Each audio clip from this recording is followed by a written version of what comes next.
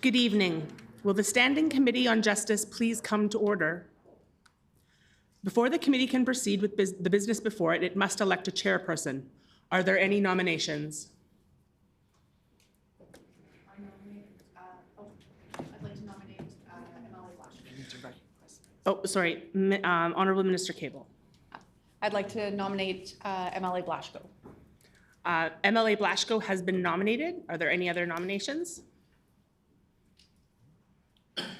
Hearing no other nominations, Mr. Blasco, will you please take the chair? Here. Good choice.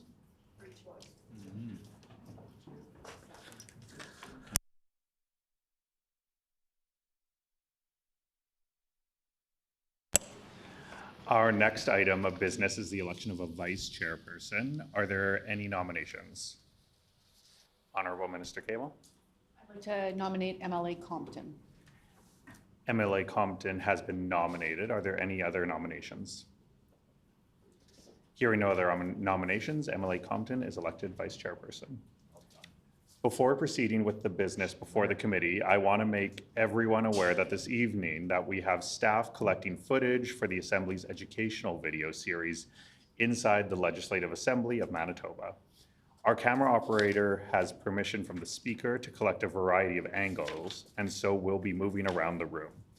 As a reminder to all those here this evening, no other photography or video is allowed in the committee room. Thank you for your cooperation. Okay. I would like to inform the committee that under Rule 85(2), the following membership substitution has been made for this committee effective immediately. Honourable Minister Cable for MLA Pancratz. This meeting has been called to consider the following bills: Bill number 16, the Regulatory Accountability Reporting Act and amendments to the Statutes and Regulations Act, and Bill number 209, the Provincial Court Amendment Act, expanded training for judges and judicial justices of the peace. I would like to inform all in attendance of the provisions in our rules regarding the hour of adjournment. A standing committee meeting to consider a bill must not sit past midnight to hear public presentation or to consider clause by clause of a bill, except by unanimous consent of the committee. Written submissions from the following persons have been received and distributed to the committee members: Kate Roswell, on private citizen on Bill 209, Jennifer Chan, private citizen on Bill 209, and Aaron Lowen, private citizen on Bill 209. Does the committee, Ann Lowen, private citizen on Bill 209. Does the committee agree to have these documents appear in the Hansard transcript of this meeting? Agreed. Agreed and so ordered. So here are the public presentation guidelines. Prior to proceeding with public presentations, I would like to advise members of the public regarding the process for speaking in a committee. In accordance with our rules, a time limit of 10 minutes has been allocated for presentations, with another 5 minutes allowed for questions from committee members. Questions shall not exceed 30 seconds in length, with no time limit for answers. For government bills, questions may be addressed to presenters in the following rotation: first, the minister sponsoring the bill; second, the member of the official opposition; and third, an independent member. For private members' bills, questions may be addressed to presenters in the following rotation: first, the member sponsoring the bill; second, a member of the official opposition; and third, an independent member. If a presenter is not in attendance when their name is called, they will be dropped to the bottom of the list.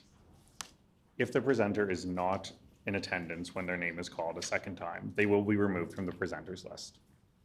The proceedings of our meetings are recorded in order to provide a verbatim transcript. Each time someone wishes to speak, whether it be an MLA or a presenter, I first have to say the person's name. This is the signal for the Hansard recorder to turn the mics on and off. I will note for members that we have on our presenters list 7 presenters who reside outside of the province of Manitoba who wish to present virtually.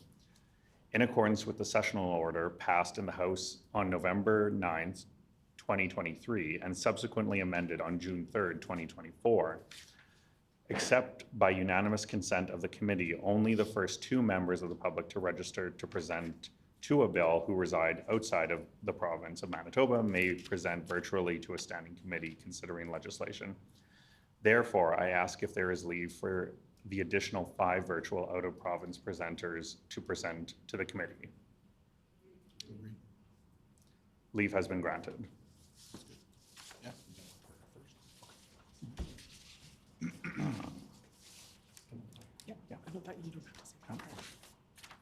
Okay. On the topic of determining the order of public presentations, I will also note that we have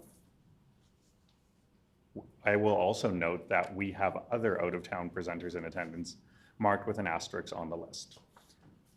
We also have one presenter, Ms. Stephanie Plante, who has indicated that she wishes to make her presentation in French. Interpretation staff are on hand to provide simultaneous French to English interpretation.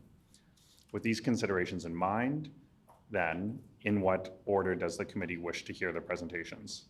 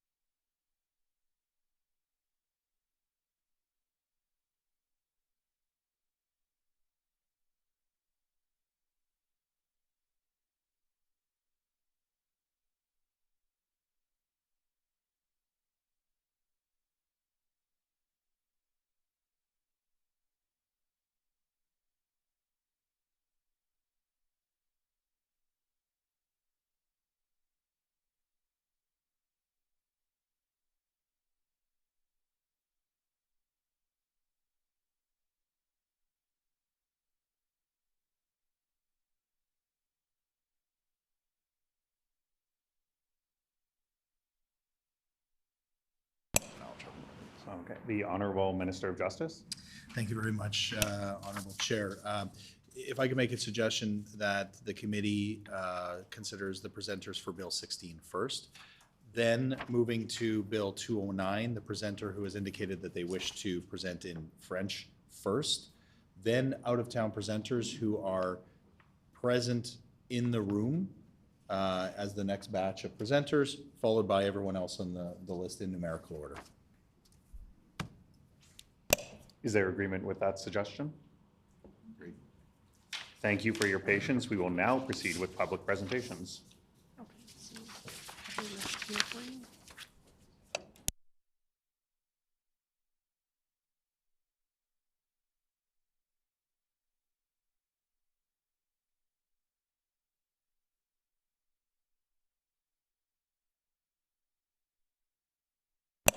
So starting with Bill 16, I will now call on David Grant.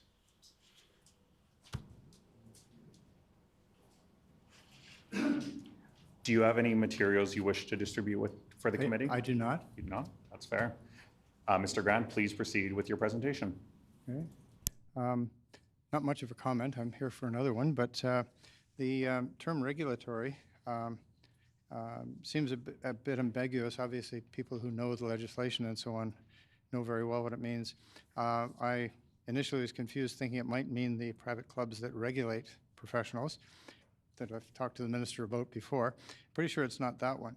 And it actually means the issuance of written rules, regulations, and I'm in favor of anything that improves the process, because it's entirely possible that some innocent person who used to understood what the law was with a regulation that they don't know about is now breaking the law. And I think that's an important thing, that we be updated. And if there was a way of it popping up on our phones, if it affected us, that would be nice, but it doesn't. But that's about it. And also, I guess the other comment is the explanatory notes in the on the website that describe legislation. I think there's room for improvement and not having ambiguity in them. And if it means we're going to delete this, revoke this act, and it means this to these people, that would be nice, rather than just saying we're going to revoke the act, because that doesn't tell us a lot if it affects us. So that was all. I just thought I'd make those comments, and thank you very much. As I say, I'm hoping that this legislation will make it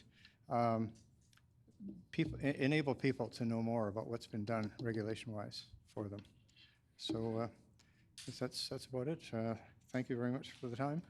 See you in a little bit. Thank you for the presentation. Are there any questions for the presenter? Minister Weed.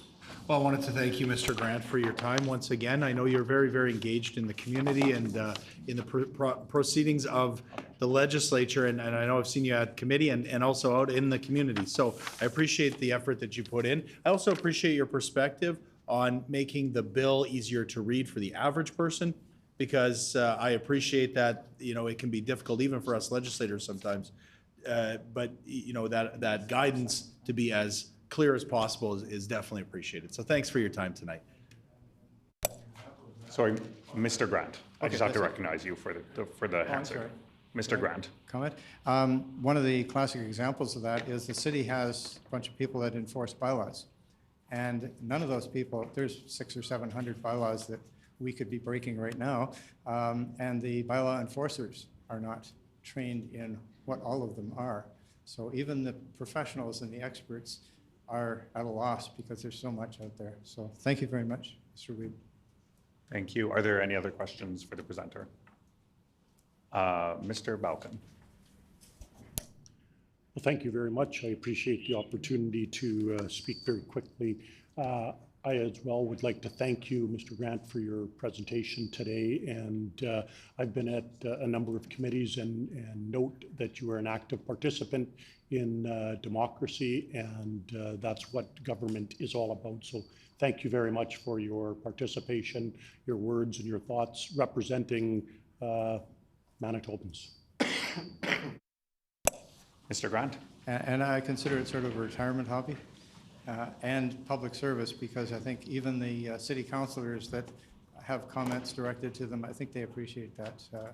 One councilor said I should be made an honorary councilor because of the work I do for them. So anyway, thank you, sir. And are there any further questions? Thank you, Mr. Grant.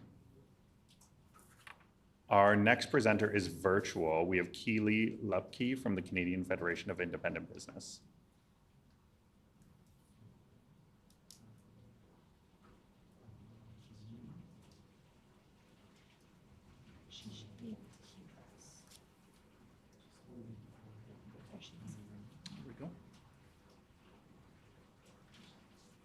Hi there, are you able to hear me?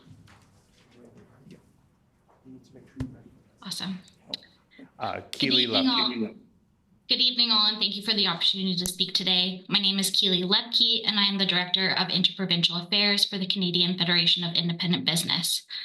CFIB is a nonprofit, nonpartisan association representing the interests of over 97,000 small and medium-sized businesses across the country, including more than 4,000 in Manitoba. CFIB's policy positions are based on our members' views, which we gather through regular surveys on a variety of topics. Excessive regulatory burden and red tape have consistently been identified by our members across the country as one of the top challenges they face in running their business. As the backbone of the economy, small businesses create jobs, support families, and contribute to vibrant communities. It is from this critical perspective that I speak in opposition to Bill 16, which proposes to effectively remove regulatory accountability in the province. Before I continue, I want to distinguish between regulation that is necessary and that of which is red tape. Justified regulations provide social benefits that outweigh their costs.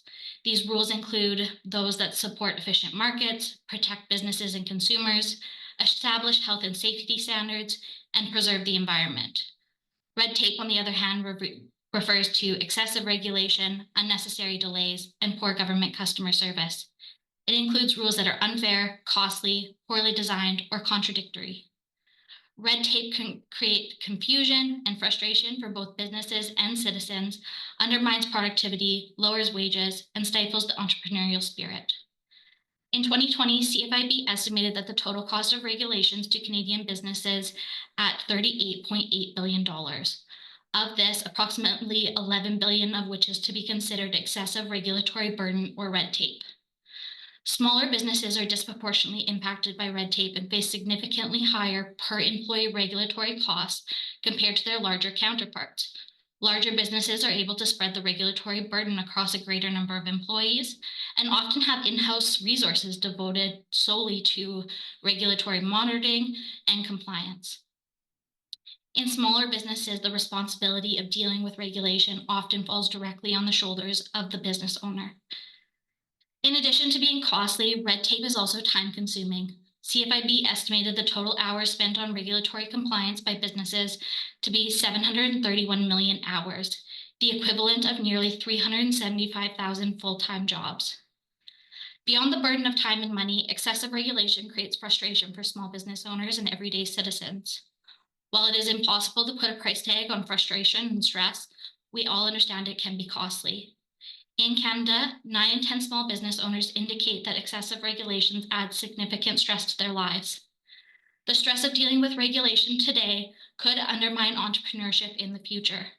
About 2/3 of small business owners would not advise their children to start a business given the current burden of government regulation.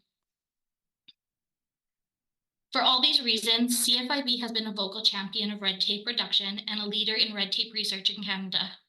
For 15 years, through our very own Red Tape Awareness Week, CFIB has shed light on the confusing rules and regulation, administrative obstacles, excessive paper burden that Canadians face every day.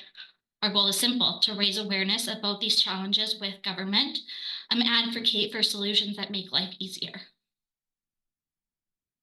Manitoba has previously distinguished itself as a leader in red tape reduction and has been recognized by CFIB for its efforts, including receiving an A grade on CFIB's report card since 2018, the highest grade in the country. This high grade can be attributed to the mechanisms set out in the province's Regulatory Accountability Act.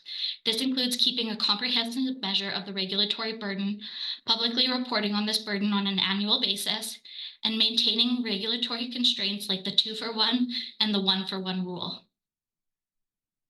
Not only was this work applauded by CFIB, but Manitoba's regulatory accountability framework has been acknowledged in the Harvard Law Review, underscoring its importance and its impact. For these reasons, CFIB was deeply disappointed to learn about Bill 16.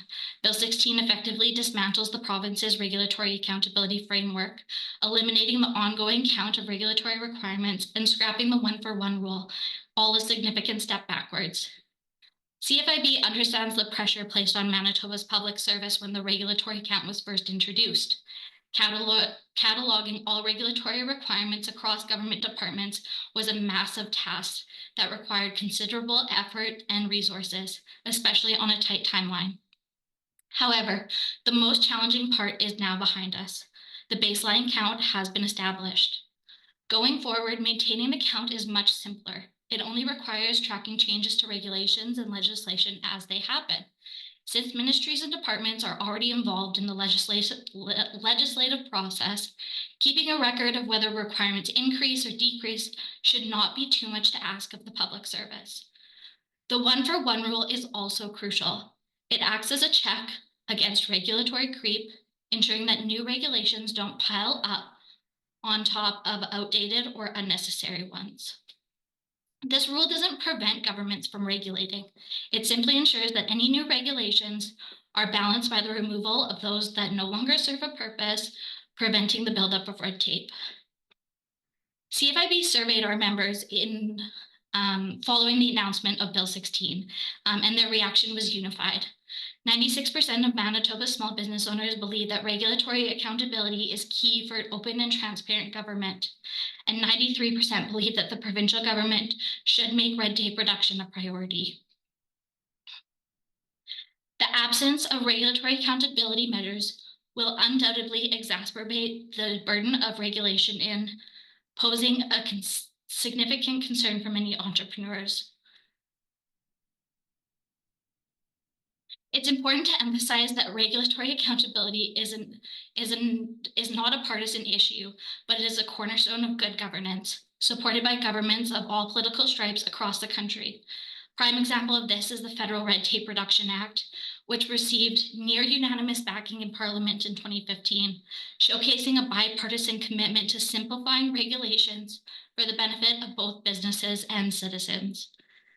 Similarly, despite a change in leadership from the BC Liberals to the BC NDP in 2017, British Columbia has maintained its robust regulatory accountability system that was originally set up in 2002. These examples highlight that regulatory transparency and accountability transcend politics, serving as an essential tool for building public trust and confidence in government. This government has demonstrated its commitment to red tape reduction, particularly through the support of the Joint Task Force to reduce administrative burden for physicians. In 2023, CFIB found that Manitoba's physicians were spending over 591,000 hours on unnecessary administrative tasks, the equivalent of 1.8 million patient visits. This paperwork overload not only contributed to physician burnout, but placed a strain on the healthcare system.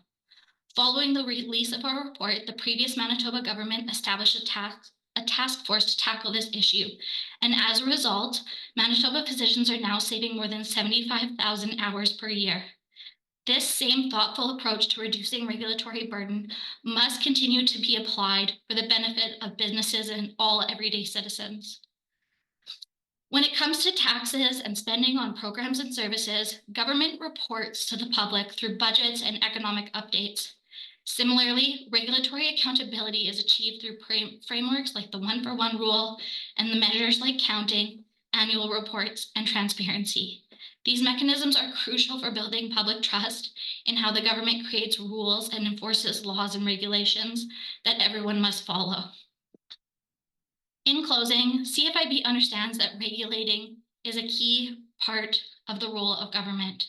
We also understand and know that reducing unnecessary red tape is critical for a thriving economy.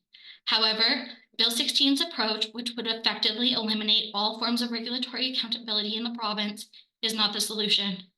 We strongly urge the government to reconsider this bill and instead pursue a path that preserves the accountability mechanisms Manitoba's businesses and citizens rely on, while continuing to streamline unnecessary regulations. Thank you for your presentation. Are there questions from the committee? Minister Weed. Yeah, thank you very much, Keely, for taking the time, and great to see you again. Great to meet with you again. Appreciate your comments. I think we're very much on the same page in many ways. I know we both have the same goal, and that is reducing red tape, making government more efficient, and really just being responsive to the public. I think you mentioned there, the importance of what you called good regulations, and mentioned that it is a nonpartisan issue. So we're eager to work with you on that. I guess unfortunately, the minister's time has expired. That was 30 seconds. It was 30 seconds. All right. Yeah. Thank you is all I wanted to say. Thank you, Keith. You're welcome to respond, Ms. Lepke, if you'd like. Thank you, Minister. I appreciate that response. As CFIB is leading up to Red Tape Awareness Week at the end of January, we are starting to grade provinces on their regulatory work over the past year and the frameworks that they have in place. If Manitoba is to continue and pass Bill 16, Manitoba's grade on the red tape report card will decrease dramatically from a grade of an A to an F. CFIB would love to meet with your office to discuss this, as well as everything in the presentation today. Thanks. Are there other questions? Mr. Balvin. I get my golden scissors. Well, thank you, Mr. Chair. I also want to take this opportunity to thank Kaylee for being here, presenting and bringing the concerns of the CFIB forward. My question would be the transfer of responsibilities that your folks will see because of this regulations. If you could speak to that a little bit regarding what costs, whether it be financial or human resources, you feel. And the member's time has expired. Ms. Loepke? Yeah, so there are groups outside of government that try to maintain account on the number of regulations, but government certainly is the best one to know the order of what's happening in its house. And so, external groups often report on government finances, but governments know what's in their books. So governments would be the best ones to take care of this work. Are there any other questions? I see Mr. Gertzen online may have a question. Yeah, thank you, Mr. Chair. And Kaylee, I want to thank you, having been the minister responsible for this particular bill and regulatory accountability. Your organization was critical in helping us, not just keeping us accountable, but ensuring that there was good suggestions. So I appreciate you being here today, and I would encourage the minister to meet with you and listen to the organization, because I know you're there to work with government for the betterment of all residents and citizens. So thank you very much. Ms. Loepke, you're welcome to respond. Thank you. And certainly there are ways to look for, little tidbits of red tape that government can work to reduce without doing a regulatory account. But the practice of going through government regulation and reviewing it on an annual basis brings the attention of the public service to that regulation and forces them to consider if things are still necessary, or if they're simply dated and have turned into red tape. So this practice on an annual basis is extremely important. Minister Weave? Yeah, and I'll try and keep this within 30 seconds. I apologize I got cut off. One more thanks to you, Keely. I know that you had some, your counterparts at the retail summit on Friday. We had a chance to chat. I know there's good news coming from your members about the work we're doing on the retail task force. And I just wanted to say we continue to work with you guys and the business council, the retail council, and others to make sure that we're looking after your members in any way we can. So thank you for the work you're doing on that as well. Ms. Loepke, you're welcome to respond. Thank you, Minister. And yes, we certainly would appreciate a meeting with your team ahead of Red Tape Awareness Week in January. Thank you. Mrs. Heber? Yeah, just a quick question, and thank you, Kaylee, for the work that you do. I was once a small business owner, and I had a lot of visits from your representative coming to CFI B, so that's kind of nice. So my question for you really quick is, what can the retailers do now that this is happening? What would you like to see happen now to try to help change what's happening and getting that to be F grade back up? The 5-minute question period has expired. Is there leave for Ms. Loepke to respond? Yeah, Ms. Loepke. Thank you for the question. With regards to small business owners raising their concerns through government, of course, they can write to MLAs. They can use groups like CFIB to try and bring their concerns forward.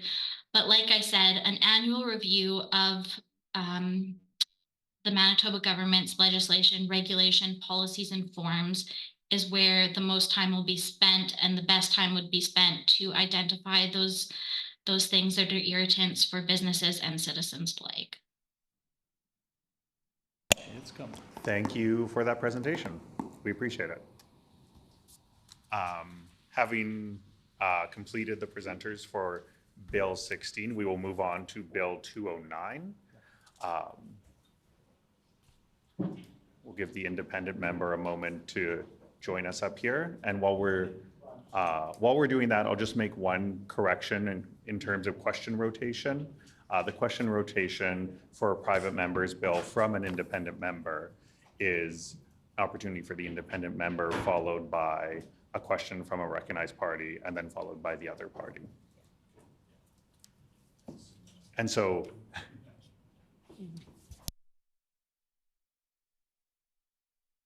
yes, so either party could start. Yeah, but in rotation. Yeah.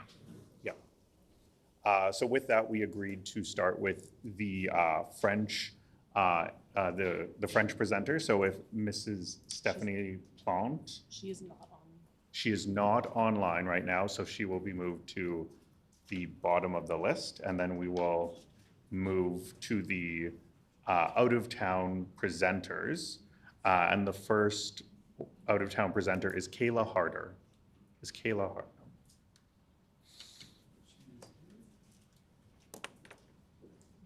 Thank you, Ms. Harder. Do you have any materials you wish to distribute with the committee? Not this evening, no. Okay, then Ms. Harder, please start your presentation. Certainly. I want to thank you for the opportunity, first of all, to speak.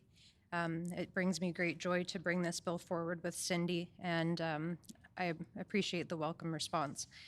To start off, ladies and gentlemen of the committee, tonight we stand at a pivotal moment where the very future of our society hinges on the decisions that are made here and now. The violence perpetrated behind closed doors in the quiet of homes affects not just individuals, but generations. We must address the critical need for judicial training in cases where interpersonal violence is at play, especially when children are involved, because when we fail to understand the dynamics of abuse, we endanger the lives and futures of the most vulnerable among us. Far too often, judges and justices of the peace miss the complexities of coercive control and the deep damaging effects it has both on the survivor and the children involved. The impact on interpersonal violence, is not just about physical harm. It's emotional, psychological, and generational.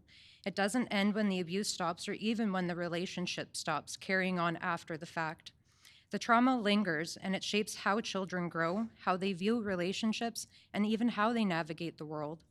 Interpersonal violence is largely male-perpetrated violence, and statistics support this, yet the courts continue to mishandle these cases. We have legislation like Bill 209, which takes important steps to addressing this crisis. Too often, the judicial system protects abusers, sending children back into their hands where the cycle of violence continues. We claim to prioritize the family unit, but when abuse is involved, we must draw the line.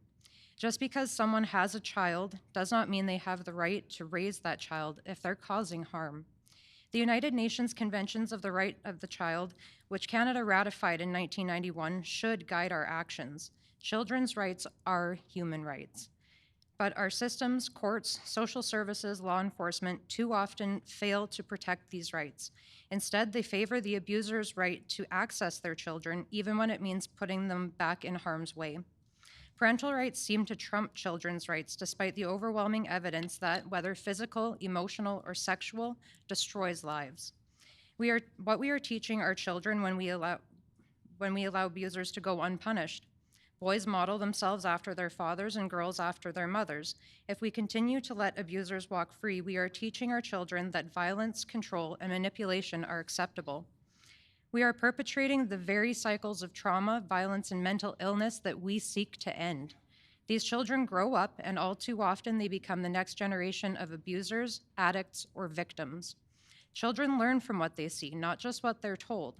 We can talk about the right and wrong to them all we want, but if their father, their role model, is allowed to abuse and terrorize their mother without consequence, what message does that send?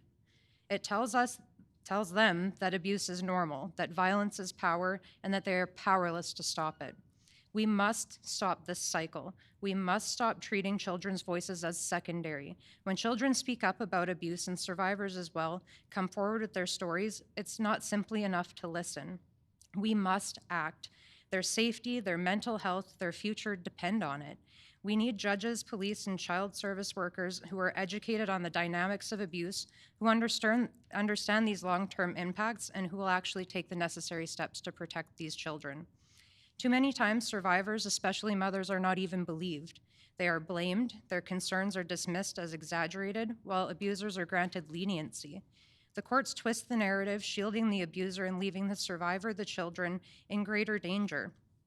How many times I've been told it's not in the public interest? How many times police, lawyers, children's services brushed aside the evidence, the cries for help, until it's too late, in the case of Kira, who we're honoring here tonight as well. The systems need to change. It needs to recognize that abusers don't just stop at physical violence. There's legal abuse, financial abuse, and emotional abuse that continue long after the relationship has ended. The abuser will manipulate the system, use it to further control and stalk and terrorize their victims. These behaviors embolden them, and the system in turn empowers them by allowing it. We cannot ignore the ripple effects of this violence. Children who endure abuse, who witness abuse, often grow up to become abusers themselves, or they live in a cycle of victimhood, addiction, and trauma. This is not living, it's surviving. And even survival becomes harder when the very systems designed to protect you turn their backs. Children are our future. They are the future of our society. When we fail them, we fail everyone.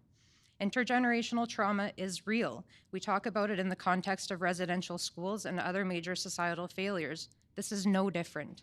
Children who are forced back into the arms of their abusers will carry that trauma with them for their entire lives, and my children are prime examples of this. And so will their children. The cycle will continue until we actually take decisive action. The truth is, abusers don't change unless they are held accountable in many cases, yet our courts allow them to escape responsibility again and again. Why? Is it because of charm, manipulation, control? We see the patterns over and over. Abusers manipulate not just the victims, but the legal system itself, portraying themselves as loving fathers who just want to see their children, victims of alienation, while continuing to inflict unimaginable harm on their children and their partners. Enough is enough. We need to stop protecting abusers and start protecting children, start believing survivors, and start holding abusers accountable. By starting to recognize the cycles of violence and trauma that we are perpetuating by failing to act. Judges, justices of the peace, even police officers and children's service workers must all be educated. They must understand what coercive control and interpersonal violence look like, what narcissistic and abusive behavior looks like, and how deeply that affects the children and their safe parent, most often their mother. The two are not separated. When a mother is abused, so is her children. The effect ripples through. We must vet the people responsible for these decisions carefully, and survivors and those who have lived through this must be part of the conversation. It's time we start taking this epidemic seriously. It's time we stop being passive observers to violence and trauma and start being active protectors of children and survivors. We need a justice system that works for the victims, not against them. A system that investigates thoroughly, that listens without prejudice, and that acts decisively to end the cycles of violence and trauma. And that is why Bill 209 is so important, because when we take all of this into context, by educating the very people who are in charge of these decisions, we can stop this. Thank you. Thank you for your presentation. Question from MLA Lamoureux. Thank you, Kayla, for your presentation and just all the work that you have done behind the scenes on this legislation. I know you've been in communication with many politicians provincially and federally, and it's gone a very long way. I'm hoping you can speak just a little bit to why, in fact, this legislation is so time sensitive. Sorry, Ms. Harder. Certainly, my apologies. Thank you for the question. This is definitely time sensitive because right now, as I mentioned in my presentation, it's an epidemic. Interpersonal violence, all of these things are things that are living right now. There is a huge uptick in what we see with murders upon families. We've just seen it with Carmen, and then there was another town, McCreary, I believe it is, where people are being killed. This is time sensitive because the longer we let it go on, the less we're protecting the people that need this help and the training as well. Thank you. Minister Wiebe. Yeah, thank you very much, Ms. Harder, for being here this evening. I really appreciated your perspective, in particular, your perspective on the impact of intergenerational trauma and how that carries through, not just for the immediate family, for the children, and then going forward through the generations. I think it's an important way to frame this, and I just wanted to thank you for being here tonight, taking the time and being an activist and a voice on this issue. Ms. Harder, you're welcome to respond. Sure. Thank you so much. I appreciate it. And I hope with that we can work together to make this bill a reality and continue to take steps in the right direction so that we can help protect children because they are our future. And, you know, like I said, there is no separation. So thank you. Mrs. Hebert? I just want to make a couple comments to you, Mrs. Harder. Like, You are very brave for coming here and speaking, and you did such a great job. And we can really feel your heart through your conversation and through talking to us today. So thank you very much for being here and all the work that you've done. One of my questions would be, what would be your first most urgent education topic that you think is the most important, number one, for judges or for people that need more education? Ms. Hunter. Thank you so much for the question. First and foremost, I would put the focus on the interpersonal violence and coercive control, just because it is such a broad spectrum where a lot of things are missed where we wouldn't consider abuse to be occurring or an issue. So that's where I would put my focus first and foremost. Are there any other questions? Mr. Balkin. Well, thank you very much, Kayla, and I know that your tireless advocacy is making a difference, and thank you for that. I'm just wondering, besides the judicial justice of the peace, judges, is there further education that can be done within the justice system as a whole? Ms. Harder.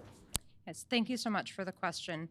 Absolutely. You know, justices and judicial justices of the peace are an important first step. As I mentioned in the presentation, my personal experience, we actually never even made it before a judge. There are so many first points of contact with child and family service workers, lawyers, Crown attorneys, and police officers, where we can also expand that education to make it more impactful. But I do believe that having judges and justices of the peace, first and foremost, taking that step is a great first step, but there's always going to be more work to do. Minister Cable. Hi, I just wanted to thank you, as the others have done, for being here and being so brave. As I look around the room here, the pictures on the wall, it's clear that, you know, we haven't been welcomed into spaces like this in many, many years. You're an incredibly brave person, and I can feel that you have endured a lot. And I just want you to know that you are seen, and we hear you, and you are loved, and it is our sacred duty to help. Ms. Harder, you're welcome to respond. Yes, thank you so much for that. A big part of my drive for this is just our own personal experience. Like I said, I've watched my children crumble under this. I've seen justice not be sought, and our abuser still continues to this day to exercise his coercive control and abuse on us, despite having a protection order that's actually been twice renewed now. And it never ends. And so it is something that's very near and dear to my heart, because I've got to try and turn this pain into power somehow and not let it destroy me. Even in the event of trying to protect my children in the initial stages, I actually suffered a stroke from all the stress that I went through. Because even with an open police investigation, a week later after my daughter made her disclosure, they wanted to turn around and send my kids back to their father, who had actively threatened to kill them if they had said anything.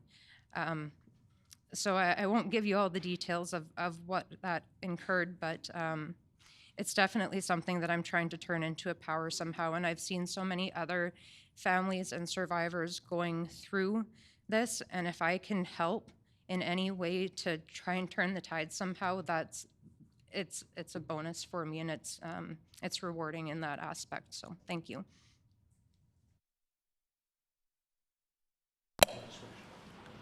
Thank you so much for that presentation. We really appreciate it. Before we move on to the next presenter, Erica Donald, a registered presenter, is not able to present this evening and has requested that they be able to submit a written submission to the committee by 2 p.m. tomorrow. Should the committee agree to this, the clerk will ensure that all members of the committee receive a copy of the submission.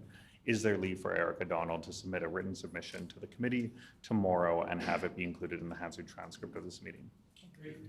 Agreed, and so ordered. Our next out-of-town presenter is Miss Amy Danielson. Is Amy here? Miss Amy Danielson. She will be,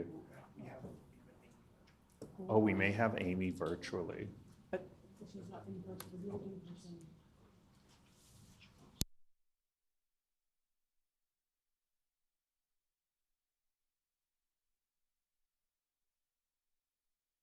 Okay. Okay. Our next in-person, or next person listed as an out-of-town presenter in person is Mrs. Natasha Dueck. Is there Mrs. Natasha Dueck? She will be moved. There's a little V, if there's a V beside, oh, you don't have the V beside the name. No. Please don't leave it there.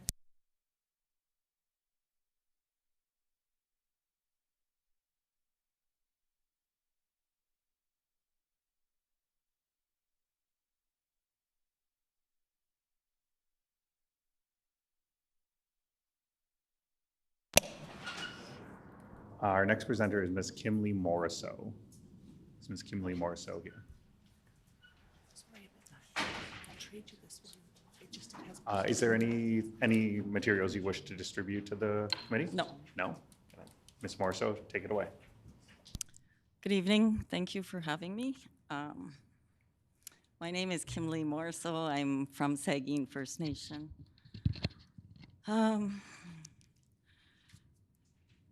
And you know, I grew up in a time when the local hospital in Pine Falls had 2 waiting rooms, one for brown people, one for white people. And we always went to the back of the line. White people always went first. There's a lot of racism was, you know, teachers were racist, students were racist. It was common those days. And I appreciate that, you know, we've come a ways, and we now have a premier who's Indigenous. But unfortunately, as we know, you know, there's systems out there who stay in this way. And then we have, I gotta say anyway, so growing up and having these challenges and facing these type of attitudes, there was a lot of challenges, yes. A lot of, we all know the social issues. There was a lot of different challenges growing up, but nothing prepared me for my experience in family court as a domestic abuse survivor.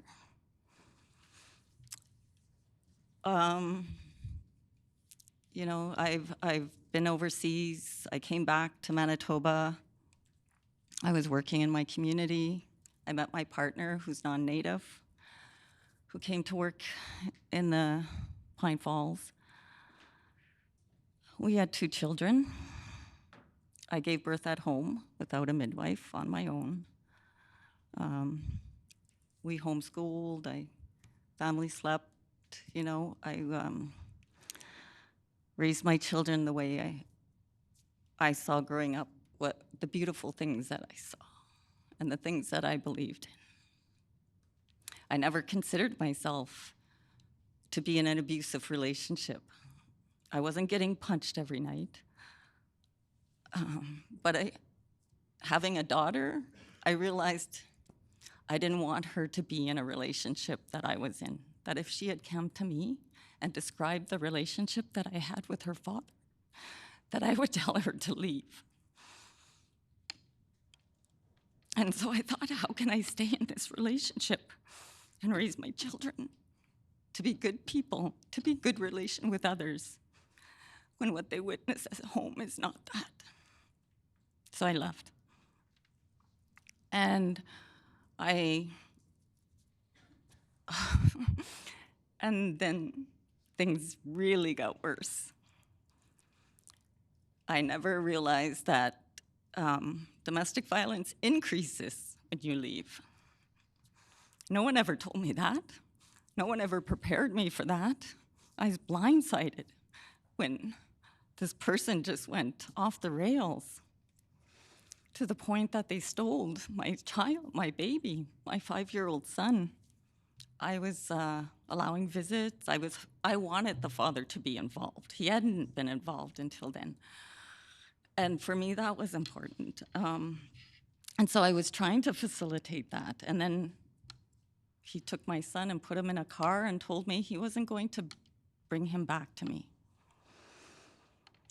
I called the police. Police said without a court order, they're not going to do anything. Thus began the family law journey, which turned into a nightmare. And it made me wish I never left. And I would never tell a woman to leave if she has children, because what comes afterwards can be so much worse. There was no help for me. I called around to different places, and once they found out that I was out of the home, they said they couldn't help me. Just move on, move on. I didn't have money. I was a stay-at-home mom. Now I'm on my own.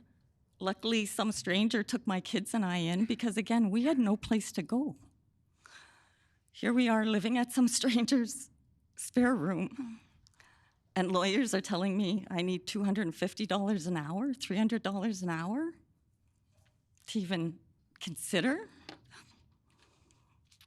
So you go for legal aid, and it takes months, and it takes months. And I was initially denied because I owned a house with my ex, but he was living in it and getting it, but I couldn't access that money. I couldn't access any kind of resources from that, but I was denied legal aid because of it. So then I had to appeal. And eventually the appeal went through. But by this time, again, I'm not seeing my son. My son is 5 years old.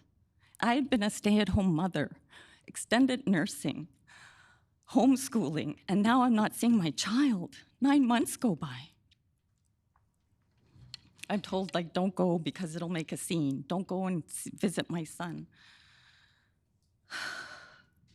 Finally, I get a legal aid lawyer. She doesn't do anything. She doesn't answer my phone calls. She doesn't reply to my messages. It gets to the point where I have to ride my bike down to her office and sit in her waiting room to get an appointment with her.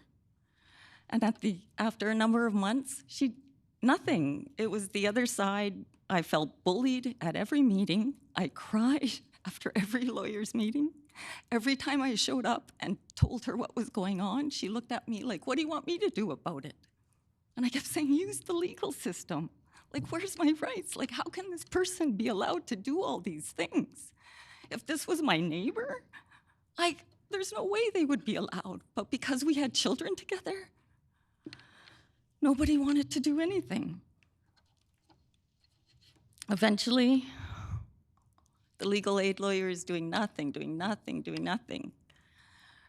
And then she quits on me and tells me, now you have to go find another legal aid lawyer, but tell them all the money's used up, the ticket or whatever, the most money. So she used all the money, didn't do anything. Now I have to go find another legal aid lawyer. Again, it takes time to do all these things. And at the end, he did nothing. I kept saying, we need to go to court so I can see my son. And he told me, no, you need to go do mediation. And again, I would cry in his office, and he told me, I'm the officer of the court, and if you're not going to follow my advice, then you need to find another lawyer. Of course, I didn't want to do that, so I followed his advice. Mediation went nowhere. You can't mediate with an abuser. It went nowhere. But the mediator refused. Although she told me I needed personal counseling because of the abuse, she refused to write it in a report. And then I'm told we need to go through another thing, Anyway, so I ended up firing that lawyer, and I went to court by myself. And it was 3 years later, and the judge asked me, what took you so long? Insinuating that I didn't care about my son because it was 3 years. And I followed the rules. I followed what I was supposed to do. I did everything I was supposed to do. And then the judge blamed me and insinuated that I didn't care about my child because the legal system took 3 years. My son was 5 when he was taken. I was forced into an agreement. So the judge The judge refused to give me back my son. So what does that do to an abusive person when they learn that they can go and do things like stealing a child and there's no consequences for them? All family court did was embolden the abuser. Things got so much worse, so much worse. By the time my son was 10, he ran away from me crying. He refused to talk to me. He refused to come to visits with me, even though I had a court order. I called the police. The police refused to do anything. They kept telling me go back to court. When I talked to a lawyer, they said, well, I'm the lawyer. I go to court, get the court to get the court order. The police are supposed to enforce it, except the police aren't enforcing it. This is Winnipeg Police and RCMP, because my ex lives out of town. So I haven't had a visit with my son since he was 10. He's 24. He refuses to speak to me. And I did nothing wrong. The court found nothing wrong with my parenting. How can I lose my child? My daughter was we have a daughter.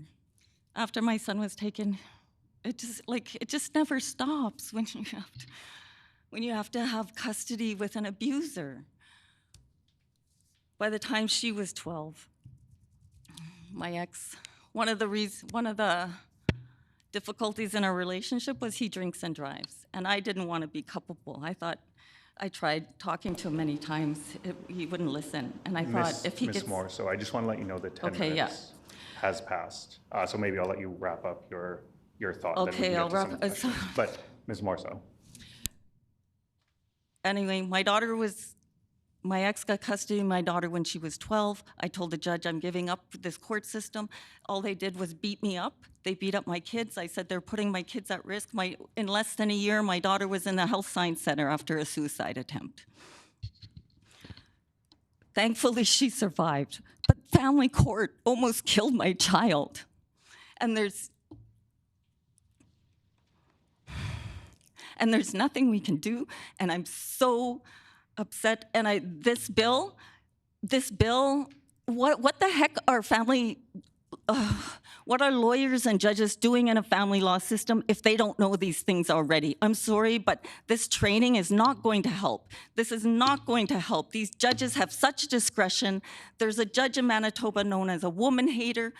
This is not going to change. We need a whole different structure. We can't have this patriarchy right now, and I feel like Indigenous culture has a relational basis. We have ways of thinking, ways of governing, ways of justice that can be utilized to help instead of having a patriarchal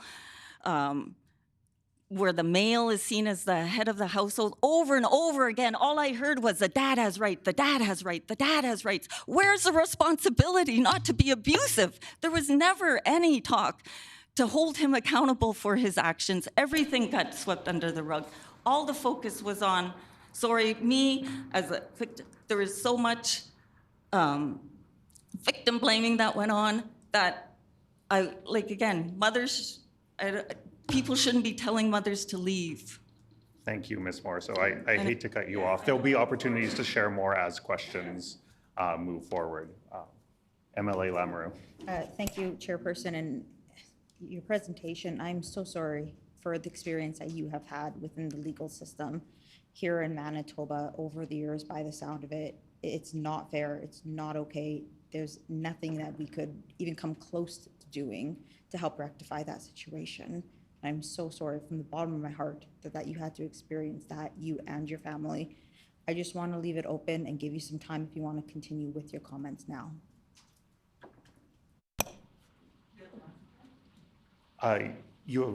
She just wanted to create an opportunity for you to continue if you wish.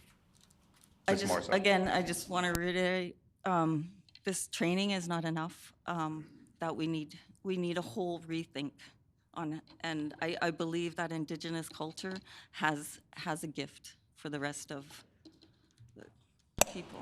Thank you. Mrs. Hebert?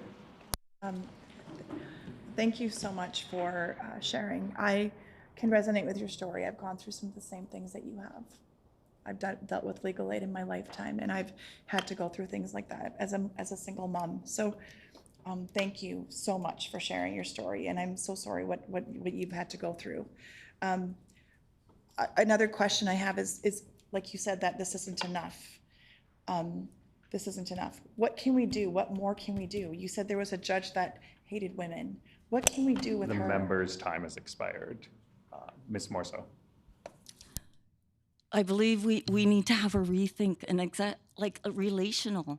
Like right now, it's like set up like the patriarchy is seen as the norm or the way to go. Like the dad has, but you know, in Indigenous culture, it's about relationships. So if you're not in good relationship, it doesn't matter what your hierarchy, like, you know, like you need to be in good relationship. And so I think like if we had a team of people that interview these separating parents, and then if it's recognized that there's intimate partner violence, domestic violence, then the perpetrator does not get custody, full stop. Visitation would be decided on a case-by-case basis. Minister Wiebe. Well, thank you very much, Ms. Morso, for your presentation. I just wanted to say for the record that we agree with you about the importance of the Indigenous cultural identity and the lessons that we can learn from your experience. I think there's a lot that we can do to enhance training and make sure that we, as a justice system, are understanding that the impact that this has specifically Indigenous people, but lessons that we can learn from that. And so I just want to thank you. Incredibly powerful presentation. You're welcome to respond, Ms. Moore. I would just say, I was in this room giving a similar presentation when there was the last NDP government here, and Andrew Swan was the justice minister.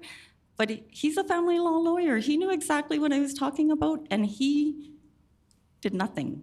And so I would really like you guys to be bold, you know, step up. Like, what are you waiting for? Like, this is your time. You guys have the position of power. Like, you can make real change. Thank you. Mr. Balkin. Thank you, Honorable Chairperson. And so thank you so much for your presentation and bringing a light to some of the inadequacies and difficulties within the justice system. I just wanted your comment, if you would. One of the sections of this act asks the Chief Judge to consider appropriate conversations with Indigenous leaders and Indigenous communities and survivors. Do you believe that's a good start in this bill? Ms. Morso. Sorry. The experts are the women who have been through family court and are domestic violence survivors. Those are the people you need at the table. Thank you so much for your presentation and for sharing so generously. Our next out-of-town in-person presenter is Michaela Hunter.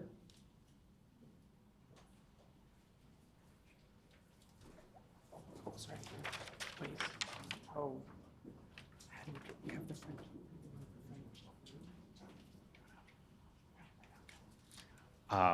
Thank you so much. Do you have any materials to share with the committee? No, I don't. No? Okay. Then please proceed with your presentation. Thank you. Just maybe wait for the timer to click over because it's still at 27 seconds. Okay. Hey, thank you. So hello everyone. My name is Michaela Hunter, as you all well know. And tonight I am speaking in support of Bill 209. I am many things. I am a PhD student. I am a cat mom, a friend, a sister, a daughter, and a survivor of family violence. Before I say anything further, I want to issue a content warning and provide other survivors the opportunity to leave the room. For those who've experienced family violence, what I'm going to say may be hard to hear. So please take care of yourself and step out of the physical or virtual room if you need to. There's nothing that I am going to say right now that you don't already know to be true. And I'm going to tell you a little bit of a story. I grew up in the small town of Enola, Manitoba, with my 2 younger brothers, my mom, my father, about a half a dozen cows, and more chickens than you can count. From the outside, we looked like a picture-perfect family. My mom worked at the small 2-room insurance office in town, and my dad was known to be a reliable person to ask to fix up pretty much any kind of machinery you could think of. In public, my dad was doting and affectionate, and it was a surprise to absolutely no one that he had pretty much convinced everyone that he was a devoted father and loving husband. Behind closed doors, though, it was a very different story. I was around 10 years old when I realized that something wasn't quite right with my parents' relationship. There were times where they would fight every night for a whole week. Without fail, my dad would suddenly become extremely doting on my mom, holding her hand in public and bringing her flowers. Then things would be good for a while before the cycle started again. And as the years went on, the cycle became faster and more intense, and the bad times vastly outnumbered the good times, and the fights would become more and more violent. I did my best to shelter my brothers from it. As the older sister, that's just what you do. I can't possibly count how many nights I stayed awake until the late hours, even on school nights, sitting on the floor in front of the door to my parents' bedroom with a penny in one hand and the phone in the other. I had learned a long time ago that the locks on the doors in my house could be unlocked with a penny in a dexterous hand. The phone was a standby to call the police. I unlocked that door with a penny plenty of times, but I only used the phone once to call for help. Why, you might ask? Because I knew that the police wouldn't believe me. You see, my dad was a very charming man. He was friends with everyone in town, including the police in our area. In hindsight, I now see why he was so delighted when I made friends with the daughter of the chief of police in our area at the time. I knew that whatever I told them would be contrasting so significantly with the person that they believed him to be that my words wouldn't mean anything. And the one time that I did call the police was one of the biggest mistakes of my life. Despite my dad being the aggressor in that fight, as he always was, he managed to convince the police that my mom was having a mental health crisis. They took her away and she was committed in Selkirk Mental Health Center for a week against her will. Although there was no actual mental health crisis, my mom was told on no uncertain terms that she either fully complied with what she was being told to do or she would never see her kids again. While she was held in that institution, my dad continued his systematic campaign to convince everyone that my mom was unwell. He would tell people we knew, everyone we knew, that my mom was sick. He wept and people would tell him what a good dad he was being for taking care of his kids during this time. All the while, my mom was being held involuntarily with no choice but to do what she was told. This successful manipulation of the system that was in place to protect us seemed to awaken something in my dad. He sat in on one of my mom's appointments with the family doctor that she had been with her whole adult life and convinced them in that one appointment that she was mentally ill. She was given a diagnosis of bipolar disorder and prescribed lithium. She didn't actually have bipolar disorder, nor did she need the lithium, but the confusion that the lithium caused her to experience made things a lot easier for my dad. Although my mom experienced the brunt of his abuse, she was not the only one. He was verbally abusive to all of his children, especially me and my middle brother. The older we got, the more intense it became, the more physical too. He grabbed my shoulder so hard one night when I stepped between him and my mom to stop their fighting that I had bruises in the shapes of his hands on my skin. The police would later take pictures of those bruises, but nothing would come from it. Despite all that we suffered at his hands, while everyone around us was none the wiser, my mom did not leave. At the time, I couldn't understand why we couldn't just go. Years later, my mom told me the truth of it all. Not only was he systematically poisoning the beliefs of people who we knew so that they wouldn't help her, he was also controlling their finances. She couldn't afford to go. What was somehow worse, though, was that she knew that if she left, he could convince a judge that he was a good father and take us away from her. And so she stayed. She waited until both my middle brother and I were over the age of 13 so that we could legally choose which parent we wanted to live with. She thought that if 2 of the 3 of her children chose her, a judge would be unlikely to separate my youngest brother from us. Because of her justified fear of not being believed, my mom waited until my middle brother turned 13. She stayed in an abusive relationship for 15 years, just because she thought it was the only way she could get custody of her children. And as it turns out, she made the right choice, too. Initially, my dad was granted partial custody with visitation every second weekend. I did not want to see him, neither did my middle brother, but my youngest brother, being the baby of the family and not really knowing much about what was going on, he did. He wanted to see his dad. And so I went with him every second weekend. Not because I wanted to, but because I was afraid of what he might do if they were alone together. And at least if I was there, I could protect my brother. And at the end of the day, I would rather harm come to me than my baby brother. My mom told me every time that she dropped us off with him, she hugged us just a little bit tighter because she knew so well that this might be the last time that she saw us. She was so aware of what he was capable of, but also so afraid of going against court orders. She didn't have a choice but to comply, lest she be accused of depriving him of his legal rights to his children. She had communicated this to the courts, of course, but no one believed her. One late night when I was 17 years old, my dad picked me up from a friend's house one town over. Again, this is rural Manitoba. It was a cool summer night, and you could hear the coyotes howling in the distance as we drove down the gravel roads with the windows down. I asked my dad if he could help for me to pay for my graduation dress. He wasn't paying child support anyways, and my mom couldn't afford it on her own. He yelled at me, pulled over to the side of the road, reached across me, and opened the passenger side door of the truck. He unbuckled my seatbelt and pushed me out of the truck and drove away. I walked until I had cell phone service and called a friend. And once I was safe, I told my mom what happened. That was the last weekend I saw my dad. He didn't show up the next weekend for visitation pickup anyways, and my mom was granted full custody after that.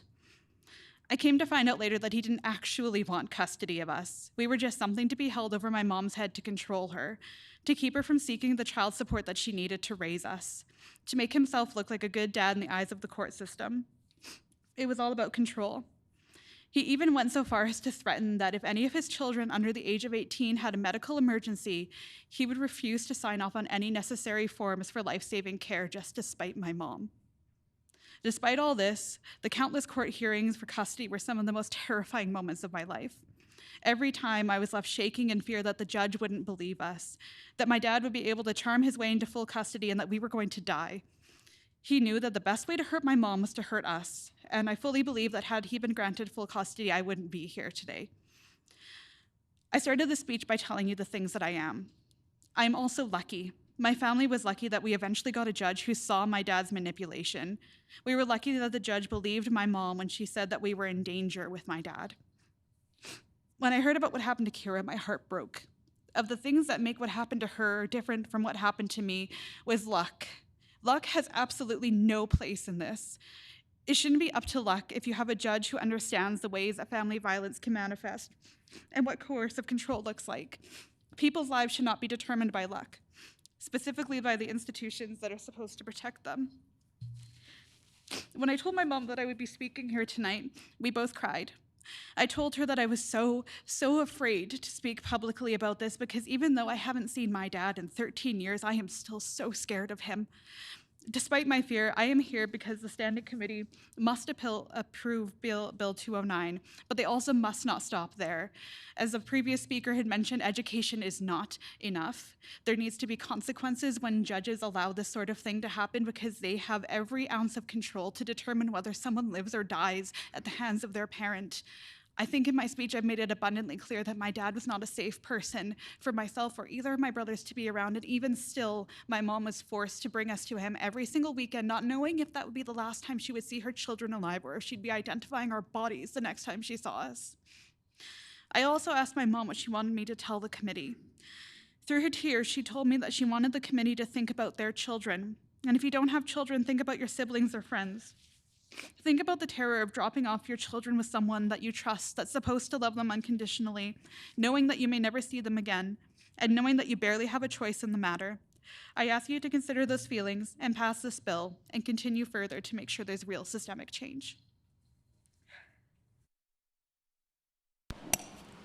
Thank you so much for your presentation. MLA Lamoureux. I just want to thank you for your presentation and sharing so much of your personal story. The testimonies are really what committee is all about. We want to hear from people's personal experiences, and you really walked us through your personal experience. I want to thank you for that. Is there anything in addition to this legislation that you feel we could be doing? I know you spoke briefly about education that could help survivors of intimate partner violence.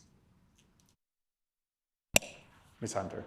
Yeah, so there's a number of different things. For context, I also work in the space of trying to educate doctors so that they can do better by their patients. And I know that education is only the first step. There has to be accountability, like I mentioned. When things like this happen, there needs to be accountability for the people who ultimately make this decision. Otherwise, the training means absolutely nothing because there's no consequences for not doing right by people. I think that we also need to have a very serious look at the way that these things are determined. No one has the fundamental right to their children just because they are a biological parent. In the case of my dad, he should have never been a father, but he was. And he wasn't a good person to have children around, regardless of if he's a biological parent or not. If there is more harm to the child than there is good, then that needs to be seriously taken into consideration. As previous speakers have mentioned, parental rights are not all encompassing. Children have rights too. They have right to safety. They have right to feel like they are loved, and they shouldn't be forced to see someone who they are so completely afraid of that they would rather die themselves. Like, I thought about it from time to time that I would rather die than see him again, but I knew I had to keep trying to protect my family, and no child should ever be put in that situation. There needs to just be consideration of the harm that can come to children. Minister Cable. Thank you so much for your honesty and bravery, and your mom did real good. And if you could please relay back to her my profound sadness and regret for her and having to endure that. And I just want to thank you for being here and for your continued advocacy. It's a tremendous gift, and I know it's incredibly painful. Thank you. Ms. Hunter. Yeah, thank you. I'm sure my mom would have loved to be here, but it's too hard for her still. So I'm really glad that I was able to come and speak on her behalf and of my brothers both, because unfortunately our story isn't unique. It happens all the time. It's happening right now. While we're in this committee meeting, there are people experiencing that right this very moment, more than one person, multiple people.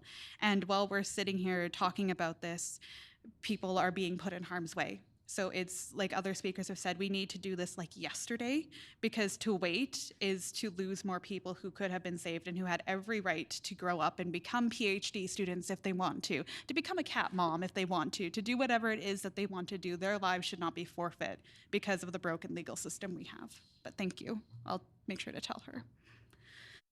Mr. Balkin. Michaela, thank you. Thank you to your mother, to your family who had to go through this unimaginable pain and suffering.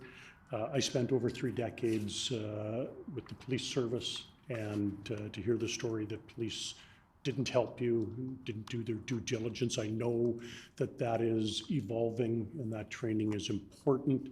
So again, I would ask, besides judges and justices, where else in the legal system could this training go? Ms. Hunter.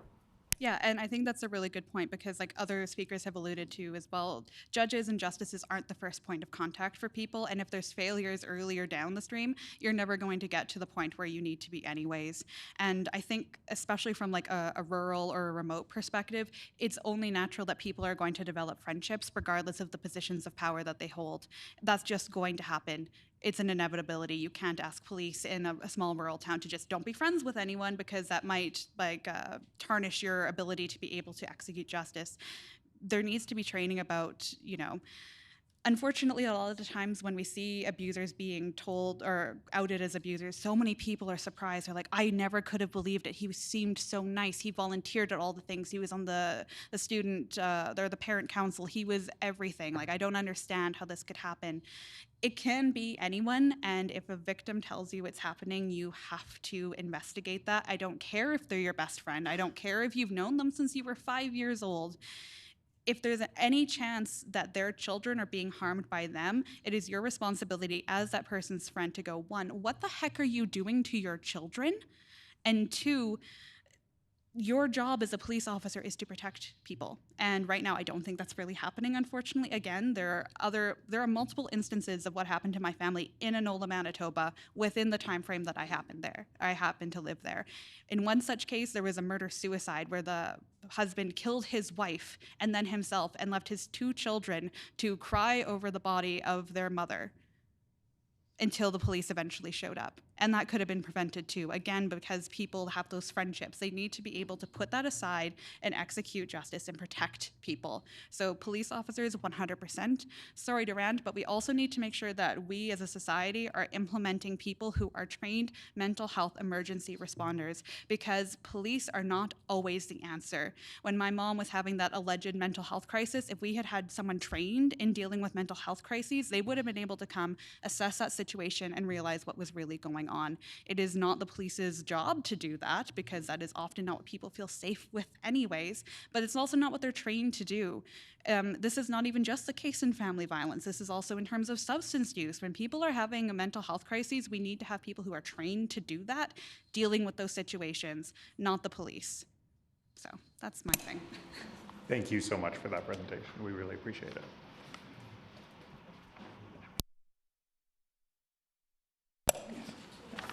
So, oh yeah, yeah. For the information of the committee, the public presenter who requested to present in French is online now. They have been called once and are currently at the bottom of the list. What is the will of the committee?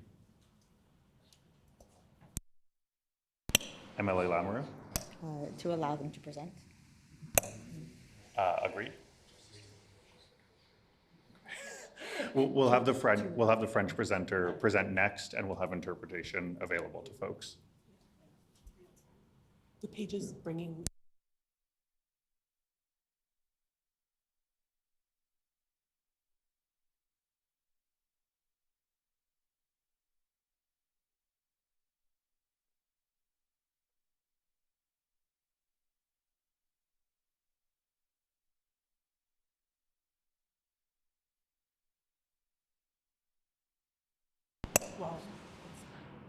So Ms. Stephanie Plante, we're just distributing interpretation devices. It'll just take us 1 minute.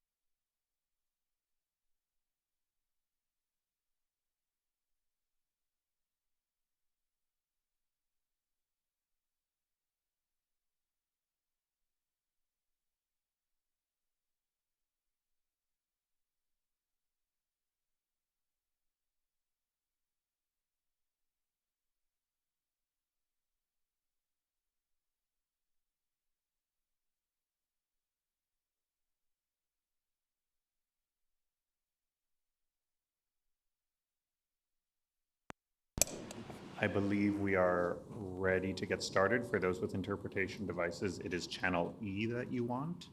E as in elephant, and as in English.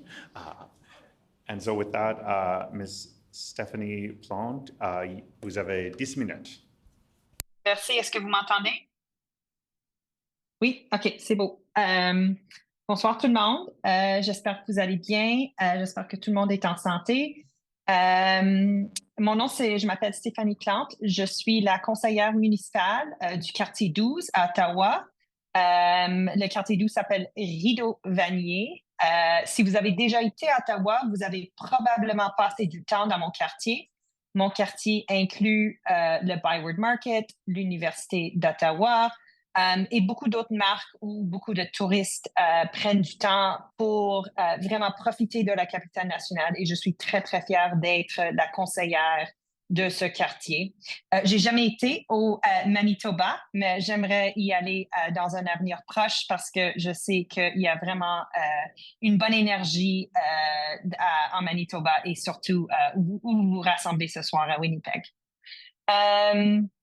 Attends, je vais juste chercher mes notes. Donne-moi 2 secondes. OK. Membres du comité, les témoins ainsi que le greffier, merci beaucoup d'être les nôtres ce soir. Je suis ici pour vous parler et appuyer le projet de loi 209 dont on discute ce soir. Je pensais, vous pensez peut-être que c'est un peu weird qu'une conseillère municipale est en train de vous parler d'un projet de loi provincial. Ce n'est pas quelque chose qui relève normalement de la province. Mais je peux vous dire que quotidiennement, j'ai des messages où je rencontre des gens qui sont victimes du contrôle coercif, qui sont victimes aussi d'abus, ou qui sont dans des situations où ils se trouvent aux tribunaux pour les raisons qu'on discute ce soir. Et c'est des fins que je veux tellement les aider, je veux tellement leur appuyer, mais il manque d'outils au niveau judiciaire et vous êtes la solution. C'est vous ce soir qui vont voter pour un projet de loi qui va être une solution qui va aider les femmes, non seulement ici au Manitoba, mais ailleurs dans le pays aussi. Et je vais vous donner un exemple d'une femme que j'ai rencontrée il y a 2 semaines. Elle est venue dans mes heures de bureau ici à Ottawa parce que elle voulait un laissez-passer pour notre système récréatif. Elle voulait que son fils utilise la piscine et elle ne pouvait pas se permettre non plus des passes pour le transport en commun qu'on a ici à Ottawa. Alors, on a commencé une discussion et elle me disait que pendant qu'elle était au tribunal pour sa situation de droit familial, qu'elle avait mentionné au juge, et je voulais que vous preniez ça en note, c'est un juge quand même qui a été éduqué, formé, et ici dans la capitale nationale, la capitale d'un pays du G7. Et quand elle avait mentionné le contrôle coercif, le juge avait mentionné qu'elle pense que la femme passe trop de temps sur les médias sociaux, qu'elle avait appris au sujet du contrôle coercif sur les médias sociaux et que ça n'existe pas. J'étais vraiment choquée, mais pas surpris quand elle m'a raconté ça. Finalement, elle avait la garde partagée et les abus dont elle a témoigné pendant son mariage continuent encore aujourd'hui. Parce que effectivement, c'est ça que le système, c'est la promotion que fait le système quand une femme est dans ces situations-là. Mais tu sais, les gens pensent souvent, quand je leur dis que je suis conseillère municipale à Ottawa, oh my God, c'est tellement beau à Ottawa, c'est tellement une capitale nationale qui est belle, mais on a beaucoup de cheminement à faire sur ce sujet. Et pour être honnête, vous êtes à l'avance, vous êtes les groundbreakers, disons, au Canada. La deuxième chose que je veux vous dire aussi, c'est que dans mon quartier de Rideau-Vanier, j'ai 3 centres d'injection, j'ai 3 refuges. Alors, quotidiennement, je parle avec des personnes qui ont beaucoup de traumatisme, qui ont beaucoup recours à des services à cause des choses qu'ils ont vécues dans le passé. Et je peux vous dire que la majorité, c'est à cause de la maltraitance quand ils étaient des enfants. Et maintenant, ils sont vraiment mal pris dans un genre de roue de hamster où ils n'ont pas eu la chance d'avoir les recours qu'ils avaient besoin quand ils étaient jeunes. Maintenant, ils sont adultes et ils sont dans une situation où les traumatismes, ça ressort d'une façon vraiment viscérale. Et comme conseillère municipale, je peux vous dire que si on aurait les outils dont vous avez maintenant entre vos mains, vous allez voter aujourd'hui, qu'on peut faire un avenir qui est meilleur, non seulement pour les gens au Manitoba, mais les gens ici, évidemment, dans la capitale nationale. Alors, je veux vous encourager non seulement d'appuyer le projet de loi, mais aussi penser un peu plus loin. Peut-être qu'on devrait penser à la formation des enseignants, de la police, des intervenants, des infirmières, des garderies. Vraiment, c'est genre sky's the limit quand on s'y pense. Mais maintenant, aujourd'hui, c'est un bon début. Et j'aimerais aussi vous remercier de tous les questions que vous avez posées aux témoins. Vous êtes vraiment des gens je l'entends dans vos voix, que vous voulez prendre soin des gens qui sont là ce soir, qu'ils ont des vécus qui sont très difficiles. Et je vous encourage et je vous remercie d'être là ce soir. Et I am also available to answer questions in English, should you have any. Merci beaucoup.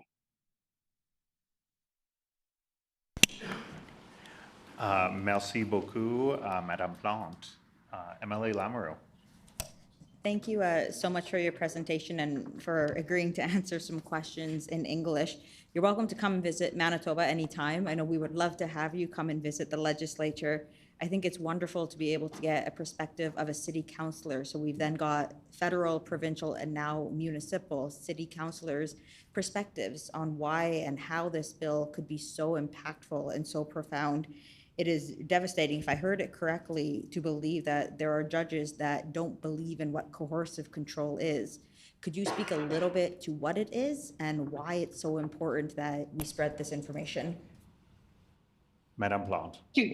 Yeah, it's a very good question, and I'll give a bit of the municipal perspective. So what I hear in the work I do every single day is something like this. You know, if you leave, because we are in a housing crisis, I'm sure you guys feel it over there too, there won't be any housing for you. So you will end up on the street, and then custody will get taken from you. Or I hear things like, you know, I will take your bus pass, or I will tell the school XYZ and you won't be allowed on the school grounds anymore. Or, you know, if one thing I heard recently was, and this was a mother who was an immigrant who was having trouble reading and she wanted to get some help for some services that the city provides for literacy. And the husband said, you know, if you go and do that, and if you learn how to read, well, then we're sending you back to your country of origin, which was completely absurd because they were naturalized Canadian citizens. So, you know, there are a lot of levels to everything that we're talking about today. We feel it at the different levels. I certainly see it in every day in the work I do. And so, like a lot of things, I'm sure some of you are from the municipal councillor, the trenches, but a lot of the work that you're doing today will have trickle down effects. And we know from the opioid and housing crisis that what the work you do at this level is so important and will reverberate not only at your level, but at my level as well. And yes, I will take you up on your offer to come visit. I have never been, and it's really shameful. Minister Cable. It is not shameful in any way, but the invitation is certainly open. Thank you very much for your perspective, and I am personally, I'm really glad that you are a representative in the area that you are. You spoke with compassion and understanding of lived experience, and that's so incredibly important. Is there any advice that you have in addition that you think that we could be doing here? Madame Plante. You know, and we use, I think this word is overused a bit, you know, the lived experience of survivors. But I think the important thing that we're hearing today is a lot of these stories are very similar. They are from coast to coast.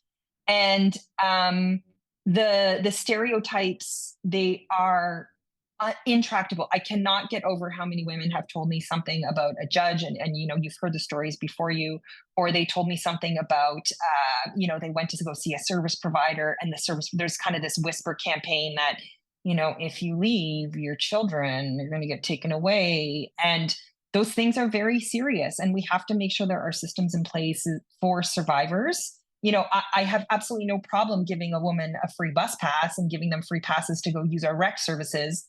But it's often the story behind it concerns me a lot more. And I know you guys can make a difference there. Mr. Boughton. Thank you very much for your impactful commentary on this issue. I'm proud to have seconded this bill. You mentioned that this is groundbreaker. I believe this translation was groundbreaking in Canada, and we appreciate that. And my comment is, or my question is, how can we make sure that this comes to passing and making sure it's nonpartisan and we're protecting all Manitobans? Madame Plante. Yeah, so just a very quick anecdote. I'm from Windsor, Ontario, which is near the southern border. And I went to the University of Windsor, and one of my profs was Howard Pawley. So this can be a nonpartisan issue. Look at that. Because when it was voted on in the House of Commons, and I personally went on that day, and I do want to give a shout out to Jennifer Kagan, who has been relentless behind this issue nationally in Canada. It passed unanimously. It passed unanimously in the Senate. And you have to remember, at the time too, we were just sort of getting, you guys all, I'm sure all remember the trucker convoy. And this was around that time as well. And they were even for this bill when we had a chat with them, because at the time I worked on the Hill. So this is where we had all these chats. And I can say I've never had anything in my sort of political career that was this sort of unanimous, that everybody was in agreement about. You know, there's not a lot of things that we agree about these days, but this is one of them. And it's probably one of the proudest moments of my life, is supporting the work that Jennifer has done to bring this issue forward. But you know, we do have to remember that we do have different legal systems. And while it's great, it's at the national level, it's really the provincial level, which is a lot of people's first point of contact when they get into the legal system. So it's important that it passes at your level as well. Thank you so much for that presentation. We really appreciate it.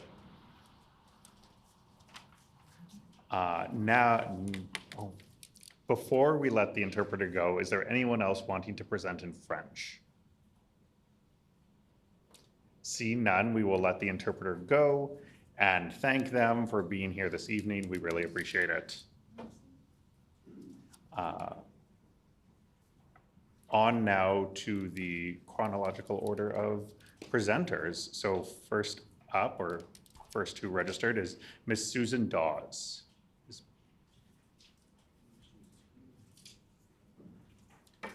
Ms. Dawes, do you have any materials for the committee? Good evening, and yes, I do. Yes, okay. Thank you.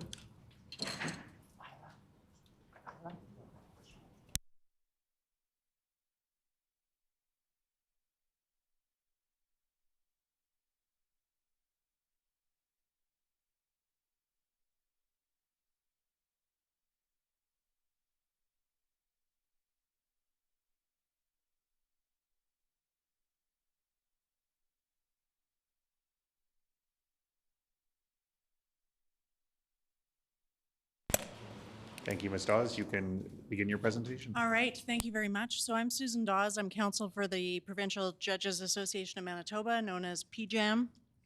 PJAM is a professional association of judges, represents all 43 full-time provincial court judges, including the chief judge and associate chief judges, as well as 15 senior judges. On behalf of PJAM, I prepared the presentation brief that's been handed out. I want to highlight just a few points in my oral remarks. First, I want to make it very clear that judges of the provincial court are absolutely committed to continuing judicial education in all areas of law within their jurisdiction. That extends to judicial education in areas of intimate partner violence and coercive control. When Bill 8 was introduced in 2022, it referenced education on sexual assault law and social context. Judges of the provincial court were already receiving education on these topics, and the same is true of these two issues, intimate partner violence and coercive control. Education on these topics is currently provided to judges of the court through both the education that's carefully planned through the Education Committee of the court and education plans of individual judges. It's also provided through the National Judicial Institute, or NGI, which is a federal organization that provides high-quality judicial education for judges all across Canada, as well as through the Canadian Association of Provincial Court Judges. So I'm not here to speak today against judicial education. In fact, quite to the contrary. The concerns of PJAM about Bill 209 are these. The principles of judicial independence require that control of judicial education rests with the judicial branch of government. Judicial education is a necessary component of judicial independence, and it must be up to the chief judge, in consultation with the judiciary as a whole, to plan and implement judicial education. So in speaking to Bill 8 back in 2022, we made the point that while the legislation was permissive, in other words, in the sense of not directing or requiring the chief judge, the relevant sections nonetheless posed a risk of being misconstrued as a direction. That risk is reinforced when there are additions to the list coming only 2 years later. Those matters of principle are brought to the forefront when there's no consultation with the court before the bill is introduced. That lack of consultation continues in that the Chief Judge learned of this evening's Standing Committee hearing through members of his court. And that lack of consultation raises concerns about intrusions on judicial independence. It's also a missed opportunity to consult with the court about these important issues and how best to address them. So the court very much has a role in that. That's the view of PJAM. Any legislative influence over judicial education is troubling as it brings with it the potential for harm to the public perception of judicial impartiality and neutrality. And it may be seen that the legislature is trying to influence judicial decision-making, which is an intrusion into judicial independence. So that's the first concern. The second is about resources for the court. And adequate funding for judicial education is critical, and all the more so with these amendments. Judges each receive an individual education allowance as part of their compensation that partially funds their own education plans involving attending judicial conferences such as those run by the Canadian Association of Provincial Court Judges or this NJI, the National Judicial Institute that I mentioned. That allowance was created in 2005 and has been increased in small amounts on 2 separate occasions to account for inflation. The court itself, though, also receives an education budget, which has remained at $40,000 since 2005. This amount has been substantially eroded by inflation, such that it's no longer adequate. And put simply, the public interest that we've heard about tonight demands an increase in this amount. All judicial education should be fully funded, including that contemplated by Bill 209. Education, though, also affects judicial resources more generally. If judges are receiving more education, they're necessarily out of the courtroom.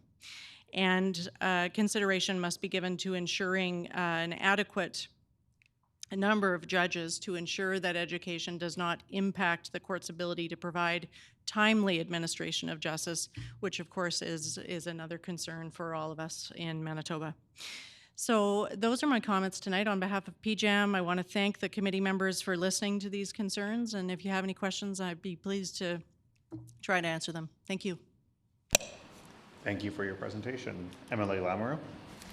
Thank you for your presentation. And just regarding the first concern that you shared, I'd like to read from Bill 209, the bill before us here, Section 8, subsection 1.1, as it does address your concern, as the bill leaves the training in your hands. Section 8, subsection 1.1, the chief judge should ensure that seminars established under subsection 1 are developed after consultation with persons, groups, or organizations whom the chief judge considers appropriate, including Indigenous leaders. The member's time has expired, but you're welcome to respond, Ms. Dawes. Thank you, and I appreciate the question. Certainly, the bill is permissive in that regard and does respect the purview of the chief judge. However, as I made the point, now we may not be in a situation where we're concerned about the content that's being proposed here. But what if we were? And that's the point of principle. Judicial independence, judicial impartiality is absolutely paramount in our democracy, and it must be protected at all times, not only when it becomes a concern. This is drafted in such a way that it does respect the impartiality, but there's important points of principle that come into play. So, thank you. Minister Wiebe. Yeah, thank you, Ms. Dawes, for your presentation this evening. Thank you for your cautions around judicial independence, about the need and the importance of consultation. I think that's an important note. I don't have a question, but I just wanted to put on the record that in every conversation that I've had with the chief judge and with others in the judiciary, they have an enthusiastic support for education and for furthering that cause. And so I just want to thank you for those cautions and for your participation here tonight. You're welcome to respond, Ms. Dawes. Thank you, and I'll certainly pass on those comments to my clients. They are indeed very committed to education and doing the best possible job they can to delivering justice. Mr. Balcon?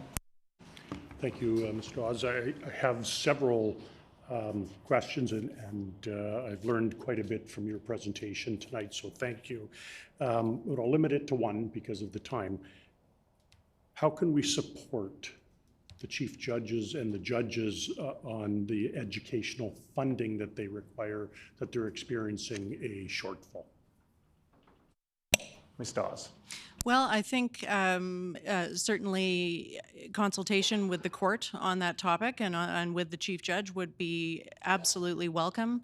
This has been an issue that has been long-standing. As I said, the current budget has been in place since 2005, and so discussions about working with the court to ensure the resources are there would be absolutely welcome. Thank you for your question. Minister Gable? I just wanted to say thank you for coming, and also thank you for raising the important issue of independence of the courts. It had, at first blush, to be really frank, that hadn't been something that really spoke to me. So I really appreciate it, especially in the context of other things that are happening in other parts of the world, under other sorts of governments that may not, as you say, be in line with what judges in their roles ought to do.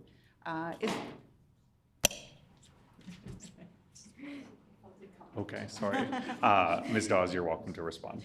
Well, thank you very much for that comment, and I think it really underscores the importance of judicial independence. We take it for granted sometimes in Canada, but it is, as I said, absolutely critical to all the things that we enjoy in our society, and so I thank you for I'm glad that I've provided some impact there. Thank you.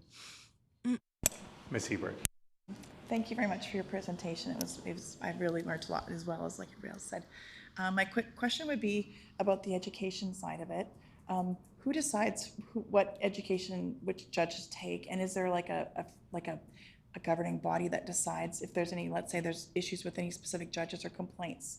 Do those judges have to do extra training in any areas that maybe they need, or is it just what kind of regulations do you guys have within your body, your governing body of yourselves? Ms. Dawes. Thank you. The Judges Association, the Provincial Judges Association of Manitoba, has and actually I should say it's a committee of the court, not the association. There's an education committee which plans education, 10 days of education per judge a year. And in addition to that, they have their education allowance, and each judge creates an education plan for themselves in areas, because of course judges come from different areas of practice within the legal system, and will identify areas that are of particular concern for them to gain education on, and so there'll be individual plans. But the court works very hard and takes very seriously the need to ensure that the judiciary is has an opportunity to be alive to all of the legal developments that occur, which of course are numerous in the areas of law that they deal with. Mm-hmm. Thank you so much for that presentation. We really appreciate it. Thank you. Our next presenter is David Grant.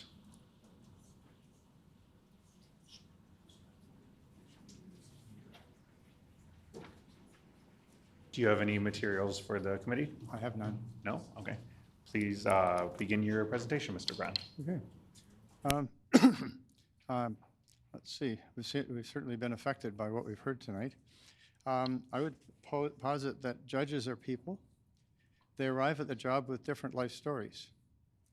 We need uniform judgments from them, and that may be very unlikely to happen based on their life story, where they've been through their life. After listening to this evening's tragic stories, it's clear that action should be taken. Bill 209 seems like a good start. Making one of our presenters pointed out accountability. Making staff fully accountable is also probably a more powerful tool than just some education. I do not spend long in court over the past 50 or 60 years, but I've seen more than my share of travesties, and from JJPs all the way up to chief judges over the years. And it's too bad that the only tool in our armory when we see something like that, if we're the victim of it, is an appeal. And that tends to be prohibitively expensive for most people. So the travesty is never recognized by the system. And I suggest that a review by senior staff, like having reviews of, because we have this in other professional organizations where a member of the public can complain about Bob, who's a member of this professional organization, because he did this stuff. And then the organization looks at it and says, oh my God, you're right. We should write him a letter. Or that's how it's done. We don't know what the outcome would be. But I would suggest that a more robust review process, as opposed to a judicial appeal where you're hiring a lawyer and spending a year's savings on a process just to say that this is outrageous and put it in writing, and then have an ombudsman review it might be a powerful tool. And in some of these cases, I'm guessing that our very emotional prior presenters were not in a position to fund an appeal. You know, they are at the stage of being able to fund their kids' activities and bus passes and stuff, and they don't have $10,000 for an appeal. So that was just a thought that I think that we should probably consider. Is there an opportunity here to do something beyond the standard appeals and beyond the education? I think the education does serve a purpose because it's important that this very important demographic, our judicial people, know what's going on. In some of the things I've seen locally, some of the travesties, we had a JJP who was not a lawyer, had never done anything with the law, and when the defense said, what about this? The JJP asked the Crown Prosecutor what he thought of it. Well, the Crown Prosecutor was a second-year student, because that's who does this work in these courts. And the Crown Prosecutor's student said, well, I don't know anything about that. And so that's how they left it. They just ignored that point, that legal point. So it just struck me that there's an opportunity for us to do better. And so what I was going to suggest when I got here, before I heard all this emotion, was that if we're going to say these JJPs and senior judges and so on need training in these topics because they're so important, I would say that there is room for improvement in training in other ways. Like if you're going to be deciding on traffic court cases as a JJP with not much legal experience, and you have no idea how the tools used by enforcers are, how they work, having them take a course in how does a dragging cam work, and what is in the manual, and is it being followed? That sort of thing is important if we're going to have a just system, and it's very different from empathy teaching or being concerned about violence and so on. This is a more basic and less consequential matter, but I think there's still room for doing a better job, and that would be training, and it might not be in this bill, it might be in something future for the minister, but requiring that people in a field, if they're going to be making judgments in a field, they have some idea what's going on in that field. And if the matter is precedent in election cases, that person making that judgment should at least have spent some time studying precedent in election overturning, and et cetera. So that's just an example of it, and I would like to see action taken, and the bill is a start, and I certainly support it. But with education, somebody who comes with huge bias from their previous life, that won't make them make better judgments. The judgments will be based on the whole life experience. They'll hear stuff in the court, and they'll use their life experience to add to it. And I think it'd be good to educate them in what should be done and precedents and so on, as it would be in other fields other than family law. And so that was the main thing I wanted to say, is that a review process would fix a lot of this stuff, because education, you can still have an ornery judge who's still going to take that kid away and give it to the crazy dad. And we don't want that. And so when that happens, if the ombudsman, if everything's explained to the ombudsman, if we had one, that person can look at this and say, ooh, this is embarrassing, and send letters back and forth as ombudsman and whatever people advising professionals do. So that's where I want to go with this. And thank you very much for the time, and thank you, Ms. Lamoureux, for a very much needed bill. A lot of stuff happens around here. You don't have a lot of people standing up and say, oh my gosh, did we ever need that? Why wasn't it done before? And I think in this case, 209 is one of those pieces of legislation. So thank you. Thank you, Mr. Grant. MLA Lamoureux. Thank you so much for your presentation here this evening, and I agree there's so much more we can still be doing. This bill is really just starting to scratch the surface. Some of my takeaways from your presentation include just the focus on accountability, the importance to find ways to support outside of the justice system as well. There's more we can be doing as a society at large. And the issues of costs associated, that should be noted. We haven't talked about that yet. So thank you. Mr. Grant, you're welcome to respond. As I pointed out, the standard way of disagreeing with the judgment is to throw a big pile of money at the problem.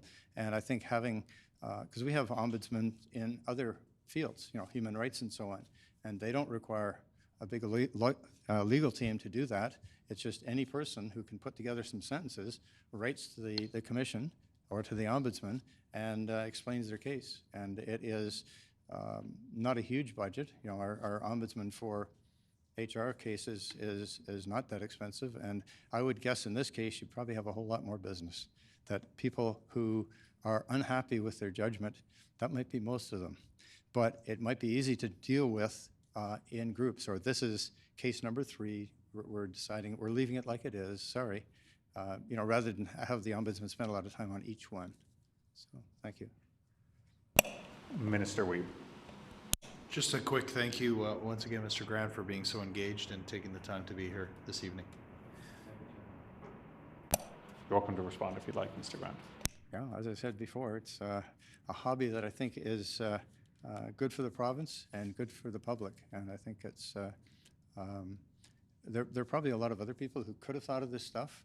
My unique situation is having a very long life of seeing interesting stuff happen and of having the time to formulate it and do research on it. And thank you, Minister. Mr. Balkan. I will also say thank you for your presentation, your time here, but followed with a question that you said that maybe sometimes the judges or somebody comes with their own experiences. And I think one of the areas that Ms. Lamoureux was trying to get through on this is with the request that people deliver this in consultation with survivors of intimate partner violence, with survivors of sexual assault, and those are people with lived experience. The time has expired, but you're welcome to respond to what's been shared so far, Mr. Grant. I would expect that the way Ms. Lamoureux put this together, that's exactly what she was expecting, that it wouldn't be education out of an American textbook, a dusty book. I think it would involve the people who've lived it, and that's why I started off with these people in JGP and judge roles have a life experience. And that certainly affects what they decide to do today in daily life and in their cases. So, and as I say, we've seen a couple of times chief judges in the 80s and more recently make really embarrassing comments and judgments. And if you can't afford to go beyond it, it stands. So thank you, sir. Any further questions? Thank you for the presentation. We appreciate it. Next on our list is Miss Amy Danielson, who we believe may be online. So if she wants to turn on her camera.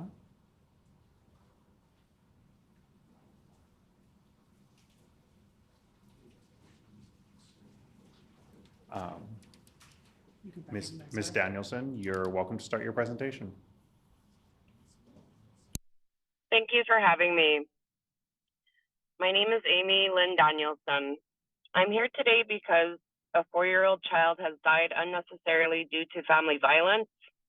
Her name is Kiara Kagan. My children and I are survivors of family violence. I've experienced physical, sexual, emotional, legal, and coercive control. Coercive control was the leading cause of my inability to leave and caused the most damage to my children and I. I am here to be a voice for all children as to why Bill 209 is detrimental in protecting Manitoba children. I was 16 years old when I met my 24-year-old abuser.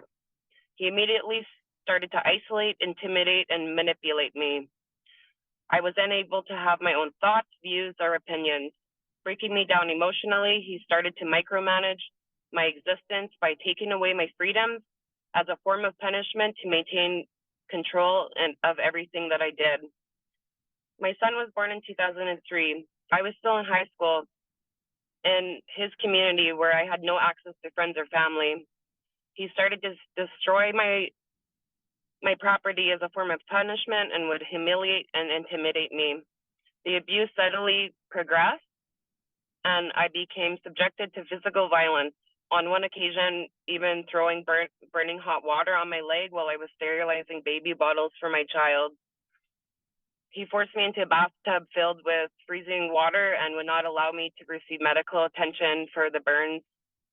The early threats of coercive control were that he would threaten to commit suicide if I ended the relationship.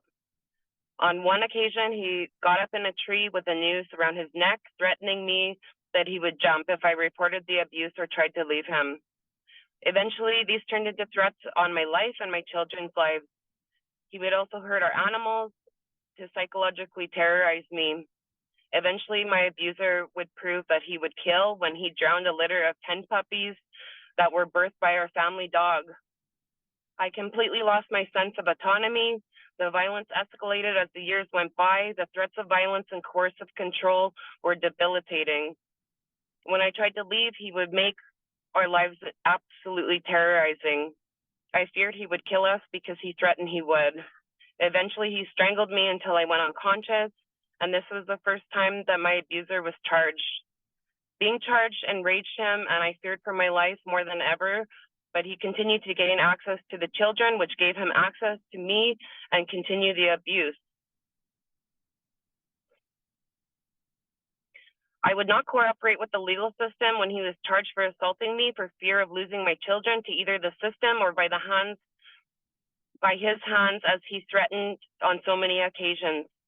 In 2015 was the first time I cooperated with the legal system and testified against him in court.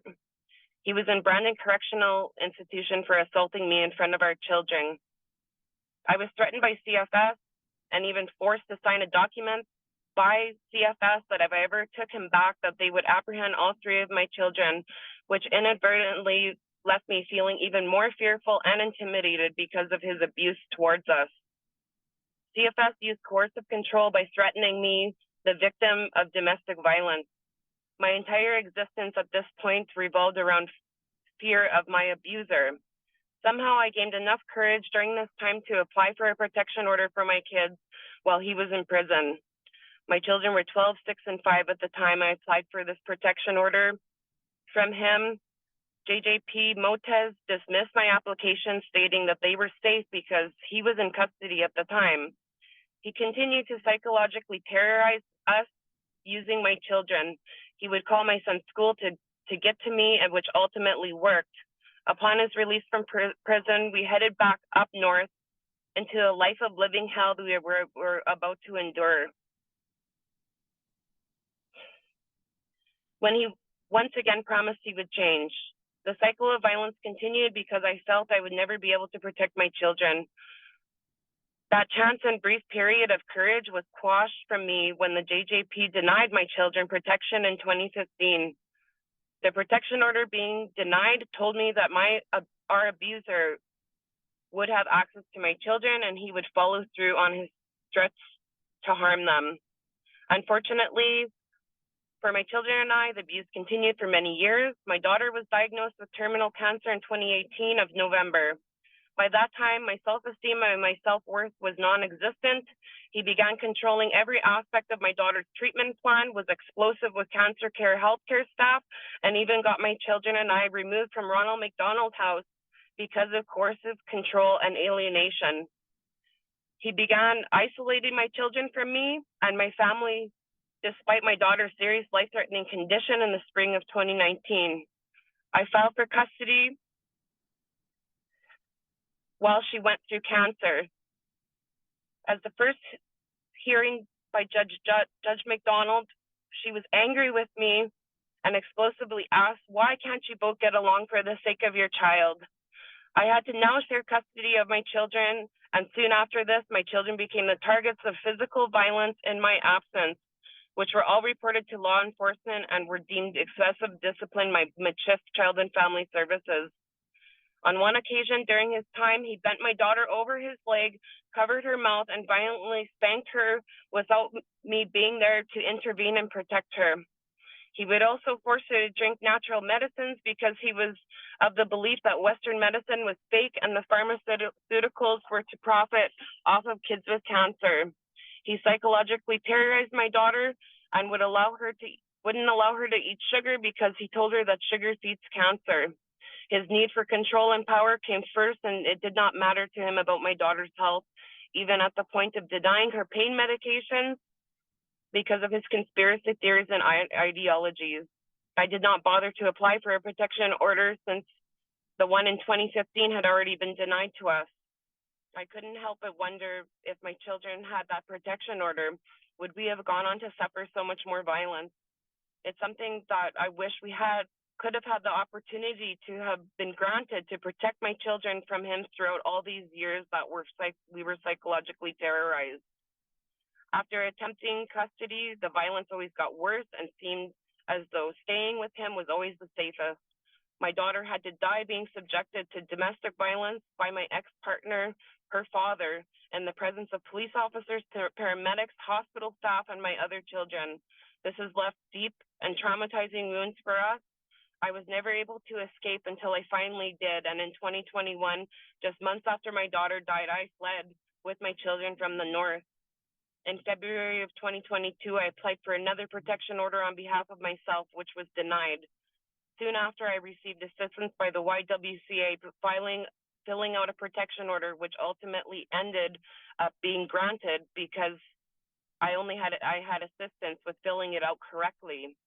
Despite these horrific acts of violence and extensive criminal history, my custody judge up north believed the protection order for myself was a tactic for the child custody hearings until Jeanette Kimball was able to release her family assessment from the Family Resolution Service. It included a brief consultation of my youngest son and talked about the 20 years of domestic violence. Despite this, in some of the report, it blames me as a survivor who was brave enough to leave. It was not until a domestic violence lethality scale was conducted by Jeanette, an officer of the court. Jeanette stated on review of the domestic violence lethality scale, C. Danielson's behaviors checked off most of the boxes, leading this writer to believe that A. Danielson and her children are at risk of harm. It appears that this is common behavior for C. Danielson to threaten to kill people. My custody judge had no choice to listen because a court assessor finally said he was capable of killing us. Ultimately, an order was made to have supervised visitation for my children because someone finally believed me. For once, an officer of the court put it on paper that my kids and I were at risk of death.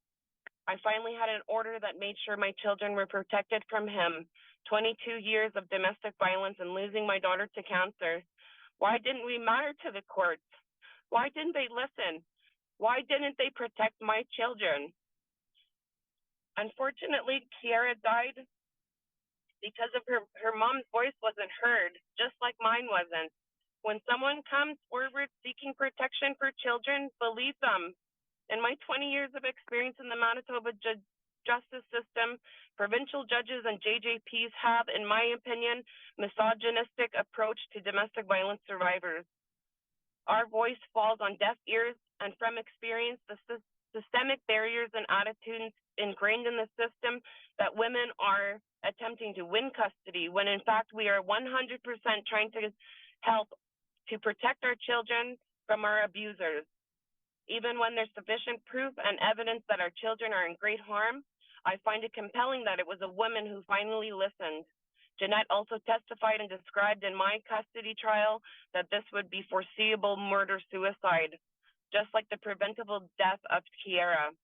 Fortunately for my children survived, but one had to die experiencing the torment of domestic violence and its effects on children.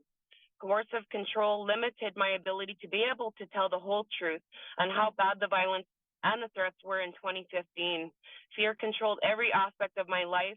It didn't matter anyways, because even when everything was exposed and the truth was said, I was still denied protection order and safety by the courts of Manitoba. I still wasn't Ms. believed. Danielson, I'll just let you know we're past the 10 minutes, so I'll let you wrap up your thought, but there'll probably be more time during the question period. So Ms. Danielson, go ahead. I still have a paragraph to go, so I'm just going to continue reading. Go for it, Ms. Danielson. I still wasn't believed. It was a matter of child custody issues and a mother attempting to and making things up and not sufficient proof. The entire system as a whole failed us. Every attempt I made to escape ended up forcing me back to my abuser, who turned out to be right. The courts didn't believe me, just like he said. Today, I challenge you to ask yourself, why aren't survivors believed when they fear for their children's safety? Why aren't children protected from domestic violence? Why do Manitoba judges and JJPs deny protection orders for children? Is it so that they do not impact child custody cases? Do they think women with no evidence lie about fearing for their children's safety? I really wish this wasn't our story. I wish I didn't have to tell this version of events that my children suffered and that I did too. I hate having to be here today because Kiara's life was taken by her biological father. Children are sacred. Children are sacred. They are our cherished gift and need protection at all costs. Protection orders can be challenged by the abuser. Leave it up to them to have to prove their innocence instead of risking Manitoba children's lives. Otherwise, you are taking the chance to let a child become a victim of filicide by the abuse. I am total support of Kiara's Law, Bill 209, to protect all Manitoba children. Every child matters. Kiara's life mattered, and my children's lives mattered. Please pass this bill. Miigwech. Thank you, Ms. Danielson. MLA Lamoureux. Thank you so much for your presentation this evening and for taking the time to share just your own personal experience within the system. And I'm so sorry for the experience that you have had within the system and have to continue to fight for. I was hoping that you could speak just a little bit more to the protection orders that you talked about and the process you went through to get the protection orders. Ms. Danielson. So the protection order that I applied for in 2015, it was a lengthy process. I do remember having to wait to be able to speak to the JJP at that period of time. But my concerns, and even though I feared for my children's lives and stated that it was in that protection order, it was still dismissed because it was just, they said he was in jail, that he wasn't a risk to us. So unfortunately, you know, my children's, they weren't protected at that period of time when I was seeking protection, and I wasn't able to you know, share a lot of the experiences because of the fact that I was so scared that my children would be removed from my care. So, and later on in 2022, the first time he did have convictions under his belt. In 2022, he had even more convictions. So even though there was extensive proof and history of domestic violence, the incident in 2022, it was a matter of not filling it out correctly. Like, so that was really unfortunate that that happened at that period of time. So, Minister Cable. Thank you so much for sharing your time with us, and please accept my profound condolences for the trauma and the loss that you've experienced. No parent should experience what you have experienced. I don't have a question so much as just, I'm so terribly sorry. Ms. Danielson, you're welcome to respond. Just, I appreciate that comment. Thank you. I don't believe anybody should have to go through this.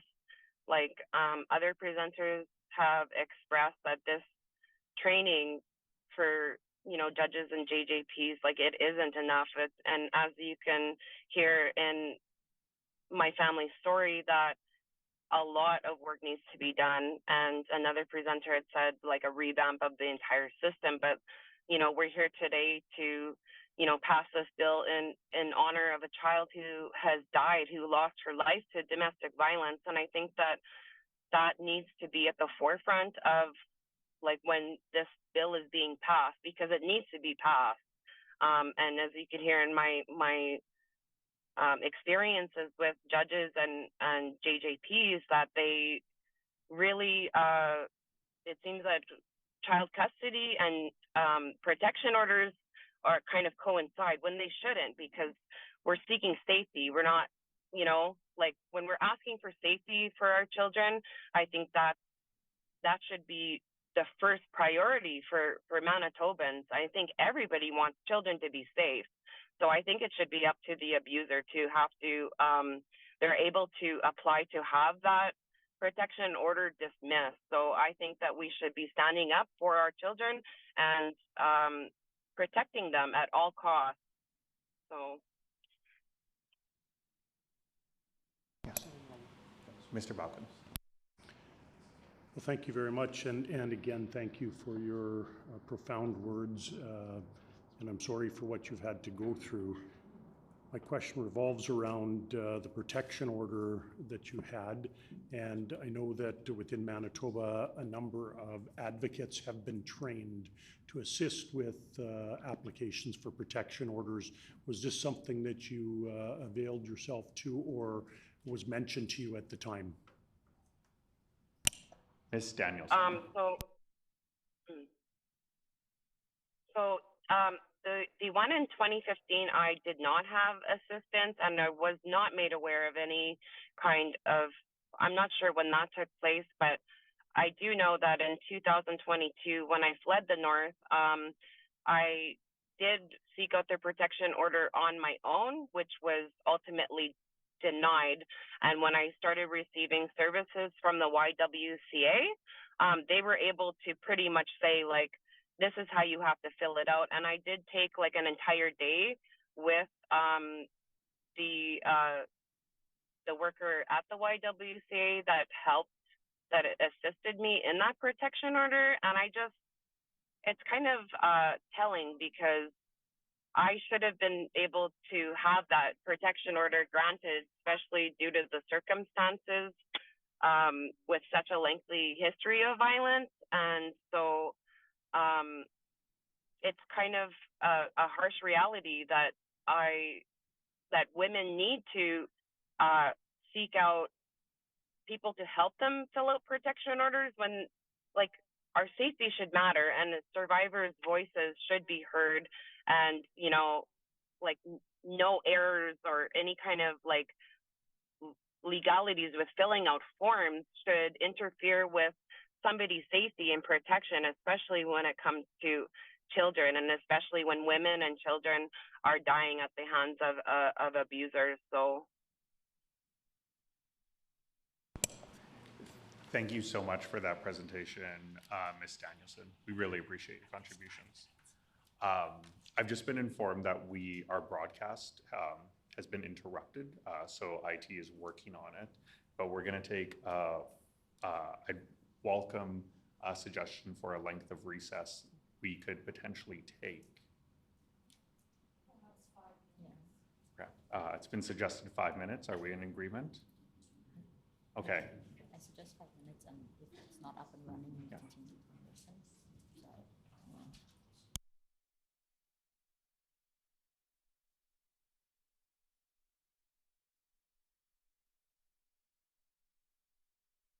So, So both YouTubes are down in both rooms. So we will now take a recess for 5 minutes. 5 minutes.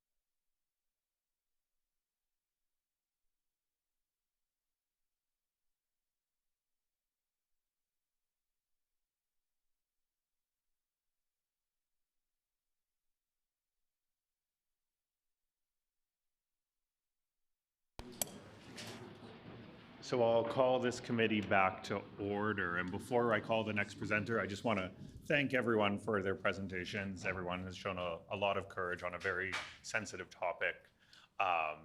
And just so future presenters know, recognizing that we're almost in hour 3 of our committee, I'll be a little tighter with the 10-minute mark, but we'll use question period if you have more to add past the 10 minutes. We'll make sure there's time in that question period. So that being said, I will ask if Sarah Mitchell is here.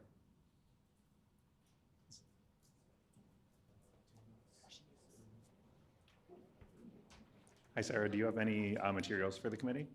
No? Okay, then you are welcome to start your presentation. Thank you. Good evening. I just want to say I appreciate that there's bipartisan support for this bill. I know that that's been a really key thing in Manitoba going back, that Manitoba MLAs have really come together to work together on intimate partner violence going back to 1991 or earlier.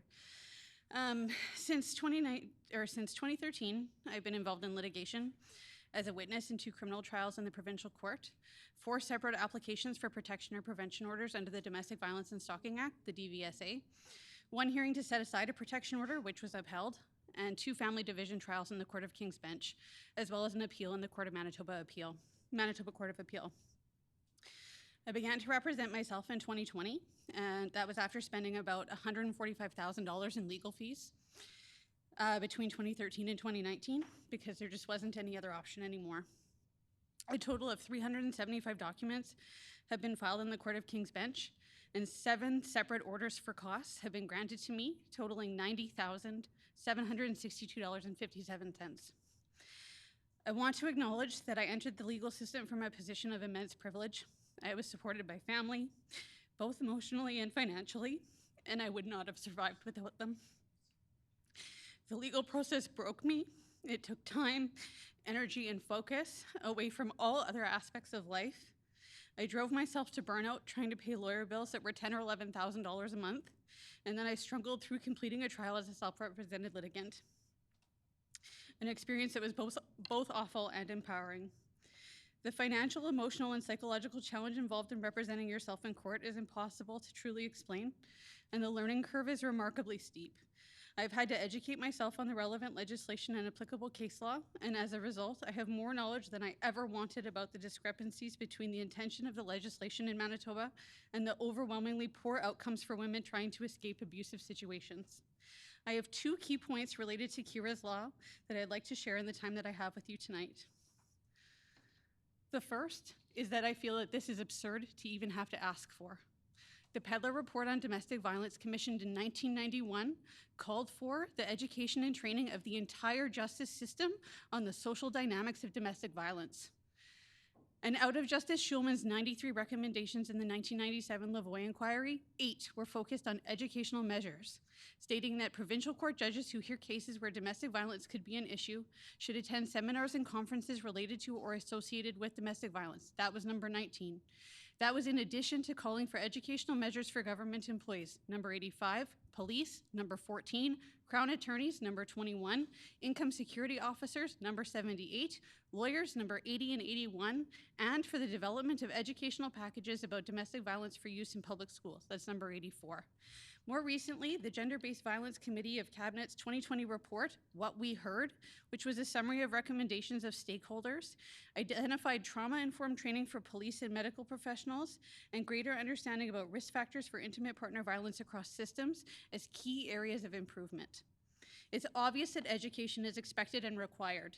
Why shouldn't professionals involved in making life-changing decisions be properly trained to identify the elements of intimate partner violence based on current frameworks and best practices? Nationally, Kira's law came into effect on May 27, 2023. The focus of the provisions is education for federally appointed judges on domestic violence and coercive control. This includes judges of the Supreme Court of Canada, Court of Appeal, and the Court of King's Bench, which in Manitoba is responsible for civil actions, small claims, family court, and the most serious indictable criminal offenses. Bill 209 is targeted at all provincially appointed judges, magistrates, and justices of the peace, who collectively are responsible for the majority of criminal cases, bail hearings, and protection order applications. Exactly who needs to know. This education is particularly pertinent in light of the interventions Manitoba has already employed. Despite millions of provincial and federal dollars, ongoing investment in infrastructure and research, and robust legislation in the form of the DVSA, Manitoba has an intimate partner violence problem that's only getting worse.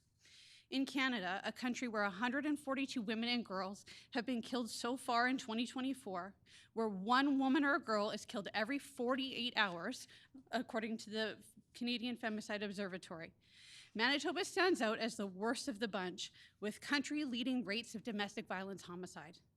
Insisting on the same education for provincially appointed judges, magistrates, and justices of the peace is crucial for the legislation to operate as it was intended.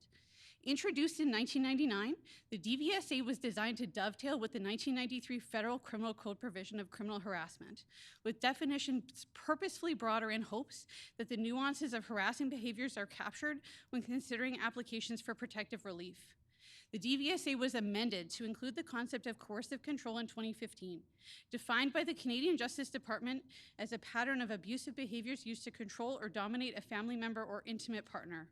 Coercive control is the golden thread that runs through all abusive relationships, isolating victims with constant, unpredictable, and degrading behaviors. So how is it that in the 25 years of DVSA legislation that has been in place, we have witnessed homicide rates increase?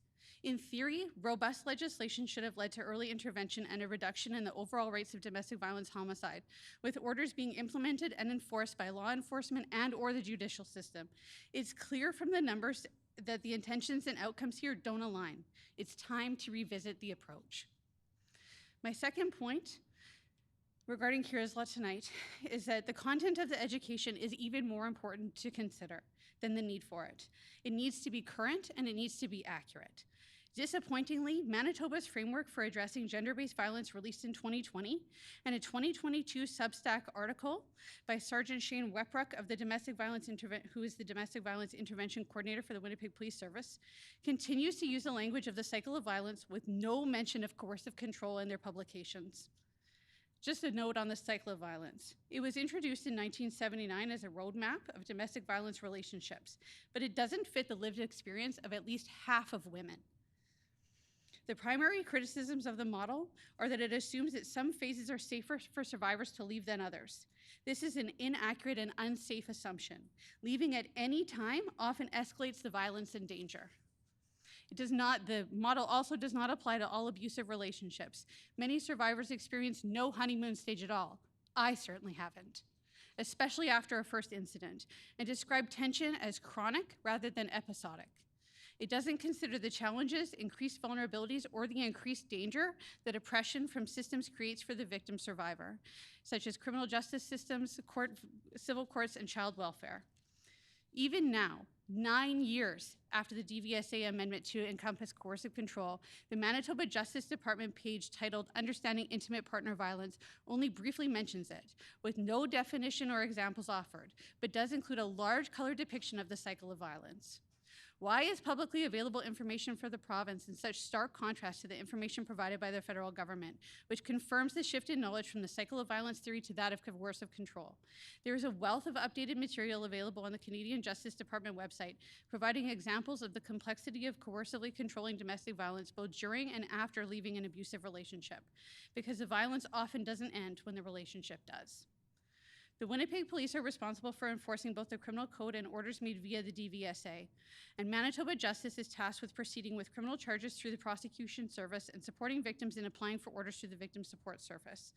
How can these services perform effectively when the information provided at a provincial and municipal level is incongruent with the federal criminal code and the provincial legislation?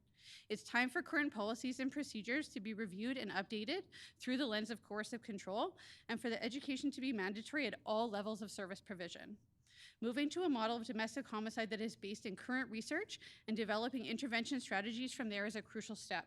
We have to move from a model focused on incidents to one that recognizes patterns. There are definable stages to homicides: filicides, familicides, and femicides. We have to call it what it is. It's not family violence, it's male violence. It's men killing their partners and children. Out of the 142 women killed so far in Canada, women and girls killed so far in Canada this year, 94% of the identified offenders are men. Jane Monkton Smith, who is a professor of public protection, provides a crucial point that must be understood to create meaningful intervention. It's not about a dynamic between two people. It is all about a controlling person. DVSA legislation was intended to provide quick avenues of protection, which may be based in behavior that is more nuanced. So the people involved in granting and enforcing them need to have a robust knowledge of coercive control, risk assessment, and the charging standards. Education should be provided based on proven models of risk assessment, prevention, early intervention, investigation, and evidence collection for all members of law enforcement, judiciary, and social services. Manitoba needs to recommit to its promises because before Kira, there was Rhonda, there was Camille, there was Serena, and. These crimes aren't senseless and inexplicable. They aren't committed by monsters. They are often murders in slow motion, and when reviewed through the lens of coercively controlling homicide, they are as predictable as can be. It's time for... Sorry, Ms. Mitchell. Okay, we'll just move to questions, but you can finish during the question period. Okay. Ms. Lamoureux. Thank you for your presentation and everything that you're sharing here with us here tonight, and just your experience with having to not only go through it yourself, but also represent yourself. You really have a broad perspective of how the system works. And my question is just to allow you to have a bit more time if you want to finish your thoughts. Yeah. Ms. Mitchell. It's time for a renewed commitment to protecting women and children in Manitoba, and it will require a cohesive plan to shift from a reactive to a proactive approach, starting with a review of the DVSA and the education provided to those who enforce it. The rationale behind Kira's law is to ensure that judges are knowledgeable about this aspect of intimate partner violence. That's it. That's the ask. A small step in a province that has a long way to go in decreasing country-leading rates of domestic homicide. Thanks. Thank you. Minister Cable. I really just raised my hand to give you more time to speak. But thank you so much for your presentation and for being so knowledgeable, not by choice. If you have anything else that you want to add. Ms. Mitchell, you're welcome to respond. I'm good, thank you. Mr. Balkin. Well, thank you very much for your presentation, and I also am sorry to see that you had to learn this through the route that you had to take and the financial burdens that you've had to suffer. Again, thank you for bringing to the attention that this has already been discussed in the Lavoie inquiry as well as other inquiries, and the fact that domestic violence also adds with the Criminal Code of Canada. Ms. Mitchell, you're welcome to respond. Thank you for that. I appreciate that. I think that it's very important to recognize how the DVSA actually is supposed to work with the criminal code, and that has not been my experience.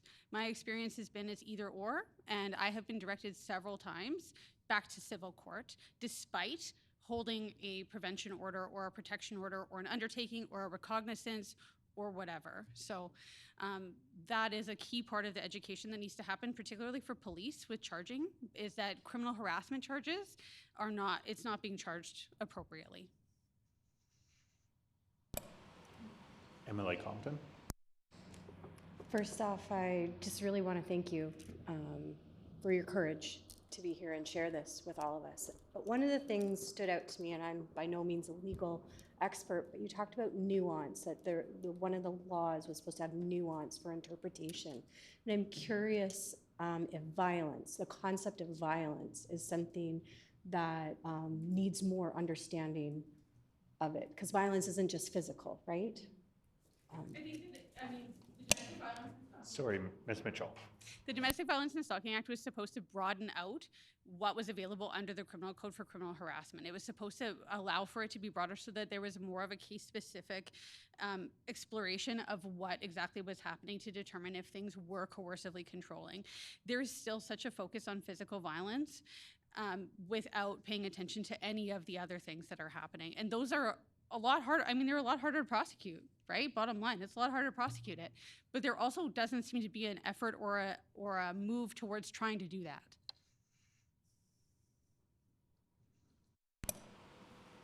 Thank you so much for that presentation. We really appreciate it. Next up, we have Tsunge Muvingi. Anyone online? Tsunge Muvingi. Okay, we will move them to the bottom of the list. Holly Lowe. Is there a Holly Lowe? Okay. Next up is Miss Natasha Duick. Mrs. Natasha Duick.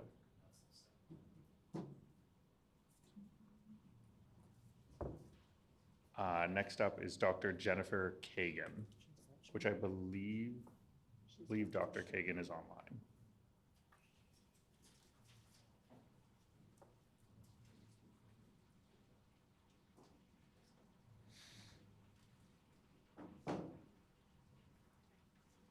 Okay, Dr. Kagan, you are welcome to start your presentation.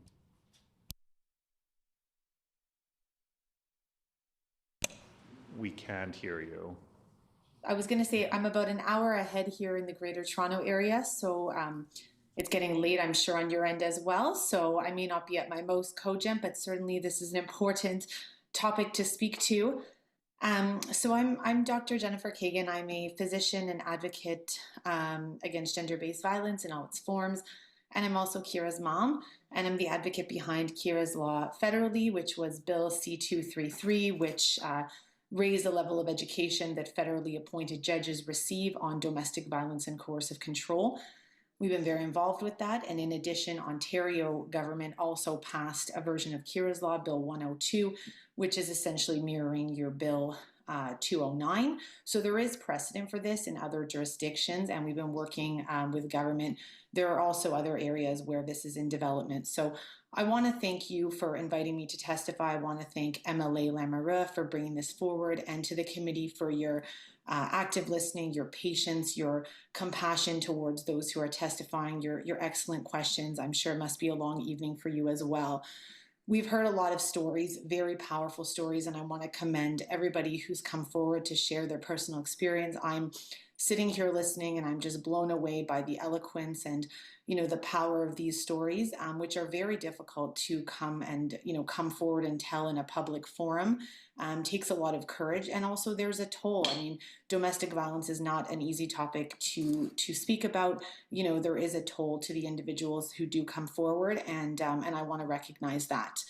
I'm sure you're probably familiar with our story, as it's received national and even international media attention in terms of what happened to my biological daughter, Kira Kagan, in February 2020. She was found, once again, kind of trigger warning, but it was here, so I digress. She was found at the base of the cliff in Rattlesnake Point along with her dad, and what the Domestic Violence Death Review Committee found was consistent with a murder-suicide. Our case had over 22 factors for lethality in Kira's father, and yet a judge placed her into unsafe contact. We begged and pleaded with judges and child protection workers that Kira was in danger, and my current husband's actually a family law lawyer, and so he's very knowledgeable about the system. As you can see, that there's survivors from all walks of life, but essentially the stories are the same, and the failures are the same, and the fact that it only gets worse with lack of resources, with language barrier, with different aspects in terms of lack of ability to engage with the system. And that's really why I speak out about this for all of the people who can't. A woman is killed every other day somewhere in Canada. 30 to 40 children per year are killed by a parent. So this is not, an uncommon problem. And there are red flags and warning signs in these cases. Unfortunately, the legal system is not preventing this violence, and with all due respect, I would say it is enabling abusers. It is exacerbating the situation, exacerbating the crisis. I was very pleased to hear that the Judicial Association is supportive of education on domestic violence, sexual assault, and coercive control, being that they are important topics. What is clear to me, with all respect, is that the current education is inadequate. It's unclear to me what the judges are learning, when, for how long, what myths and stereotypes this education may be perpetuating. We all know there are myths and stereotypes around IPV, lots published on this. So this law will ensure mandatory education for new judges who come from different backgrounds, different areas of law, and have different levels of education on intimate partner violence and coercive control.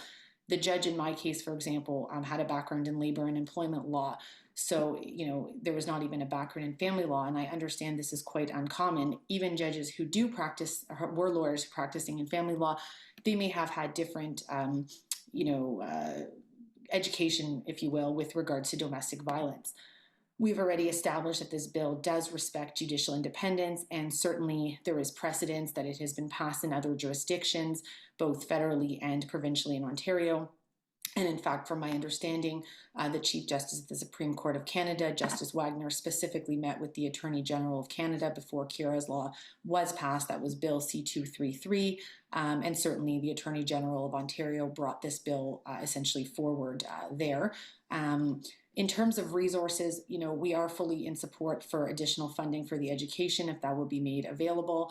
And in terms of the history of the bill, I think I've gone through, and I'm happy to take any questions around the progress of the bill. Of course, I am supportive if this was to extend to others in the system. We've heard from many witnesses that there's a lack of education when it comes to not only judges, but also police, children's aid workers, Office of the Children's Lawyer, custody assessors, and so forth. I hope I'm not speaking too fast, but just in the interest of time, I guess I've got a couple minutes left. Essentially, we need to look at, and as a physician, we look at the health impacts from domestic violence. And children are not just exposed to domestic violence, they experience it. And this has a myriad of lifelong physical and mental health consequences. And for the victim who is interacting with the system, of course, the victim has gone through all of this horrific violence, whether it be physical, psychological, coercive control, and now is interacting with a system that is not trauma-informed, is not domestic violence informed, and as you've heard from many witnesses, the impact of that is extremely traumatic. So the harms to that, those individuals are compounding.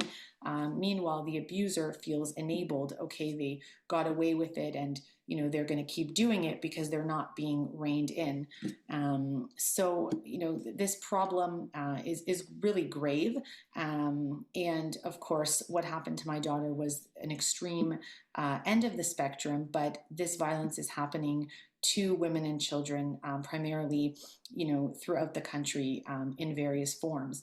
When we came forward with our story, I have heard from innumerable victims of violence across the country, and specifically in Manitoba, where the rate of femicide is among the highest in Canada. Of course, Manitoba is an epicenter of the missing and murdered Indigenous women and girls crisis. And while education is certainly not going to solve, the entire problem, it is a step and a start. And, we bring this out into the forefront. So we're enabling that public discourse around it, which historically has not happened. I think a lot of this often just wasn't talked about previously. And, we need to be talking about it, naming it, and certainly judges receiving some education on these topics is a minimum kind of level of competency. Obviously, we support educating others as well.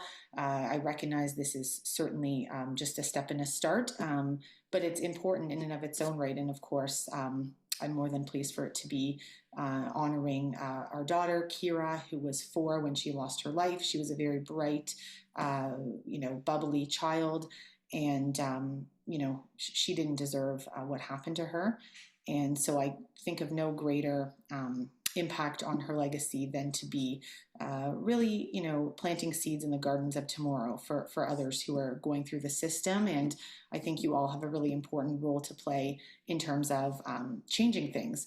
And hopefully this is the beginning of further advocacy and change in this area. Thank you. Thank you so much for your presentation. MLA Lamoureux.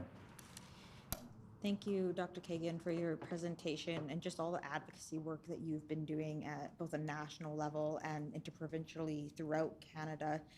My hope is that Manitoba will be the next to pass this piece of legislation. It truly is in tribute to Kira. And I believe that those around the table, from what we are hearing today, are in support of the legislation, and I'm looking forward to seeing it move forward. Just a quick question for you. You mentioned how Manitoba has among the highest rates of femicide in the country, yet it's not a very known term. Can you speak a little more to it? Dr. Kagan. Yes, femicide is the killing of a woman by a male. It can be an intimate partner, but it doesn't have to be.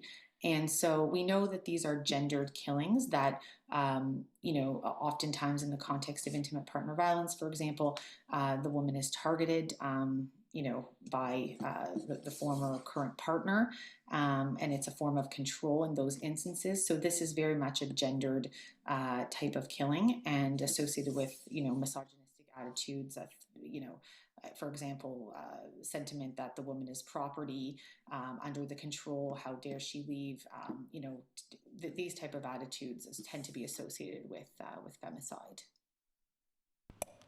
MLA Compton.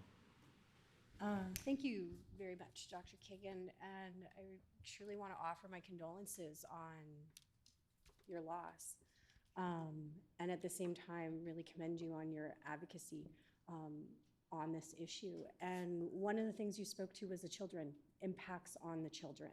And I'm curious, as someone who believes in trauma-informed care, what is the impacts of children of domestic violence, households, families, compared to children not? The member's time has expired. Dr. Kagan. Yes, thank you very much, and thank you for your comment.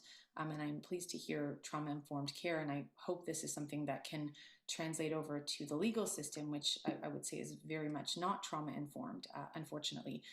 The effects are multiple. So we know from the Adverse Childhood Experience study that when there are adverse experiences in childhood, such as experiencing domestic violence, that this has a lifelong, it can often have lifelong mental and physical health consequences. So there's association actually with cardiovascular disease, cancers even.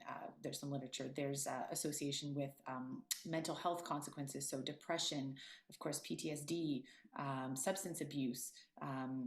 People don't do as well as they would otherwise have done in life. And when we look at children who have potentially a wonderful start, a wonderful life, wonderful resources, and then you're putting kids into harm's way or in these situations where the harm is preventable, sort of have to look at what are we doing here? Because really it's not in the best interest of these children to be experiencing violence. And it's unfortunate that the system really lacks this understanding. I think we heard from many witnesses about the personal impact of everything they've been through and their parent has been through. And this is really preventable if judges are making the right decision to say, okay, there is this violence, I believe you. And of course there's evidence, which is not that difficult in these cases. I think there often is evidence. You just have to listen, have to know what to listen to.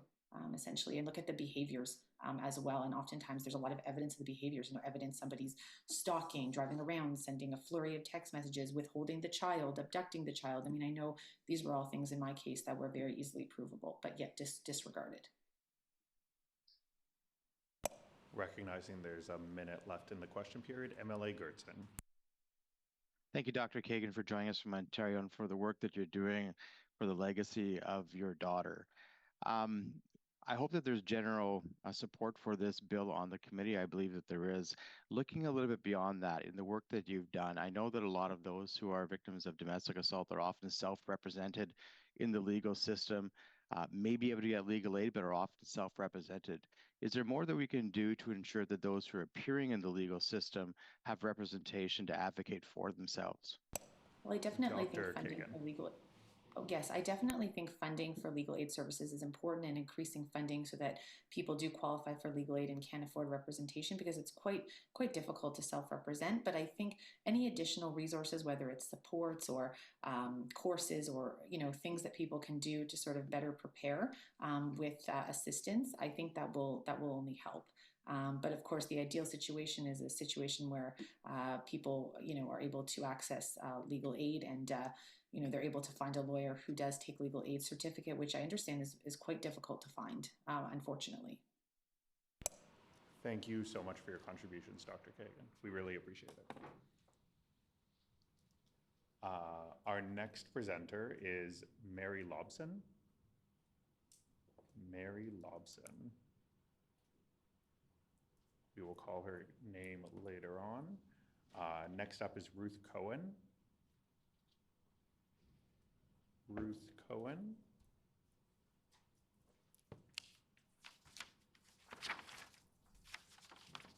Next is Miss Esther Mordecai, which I believe she's online.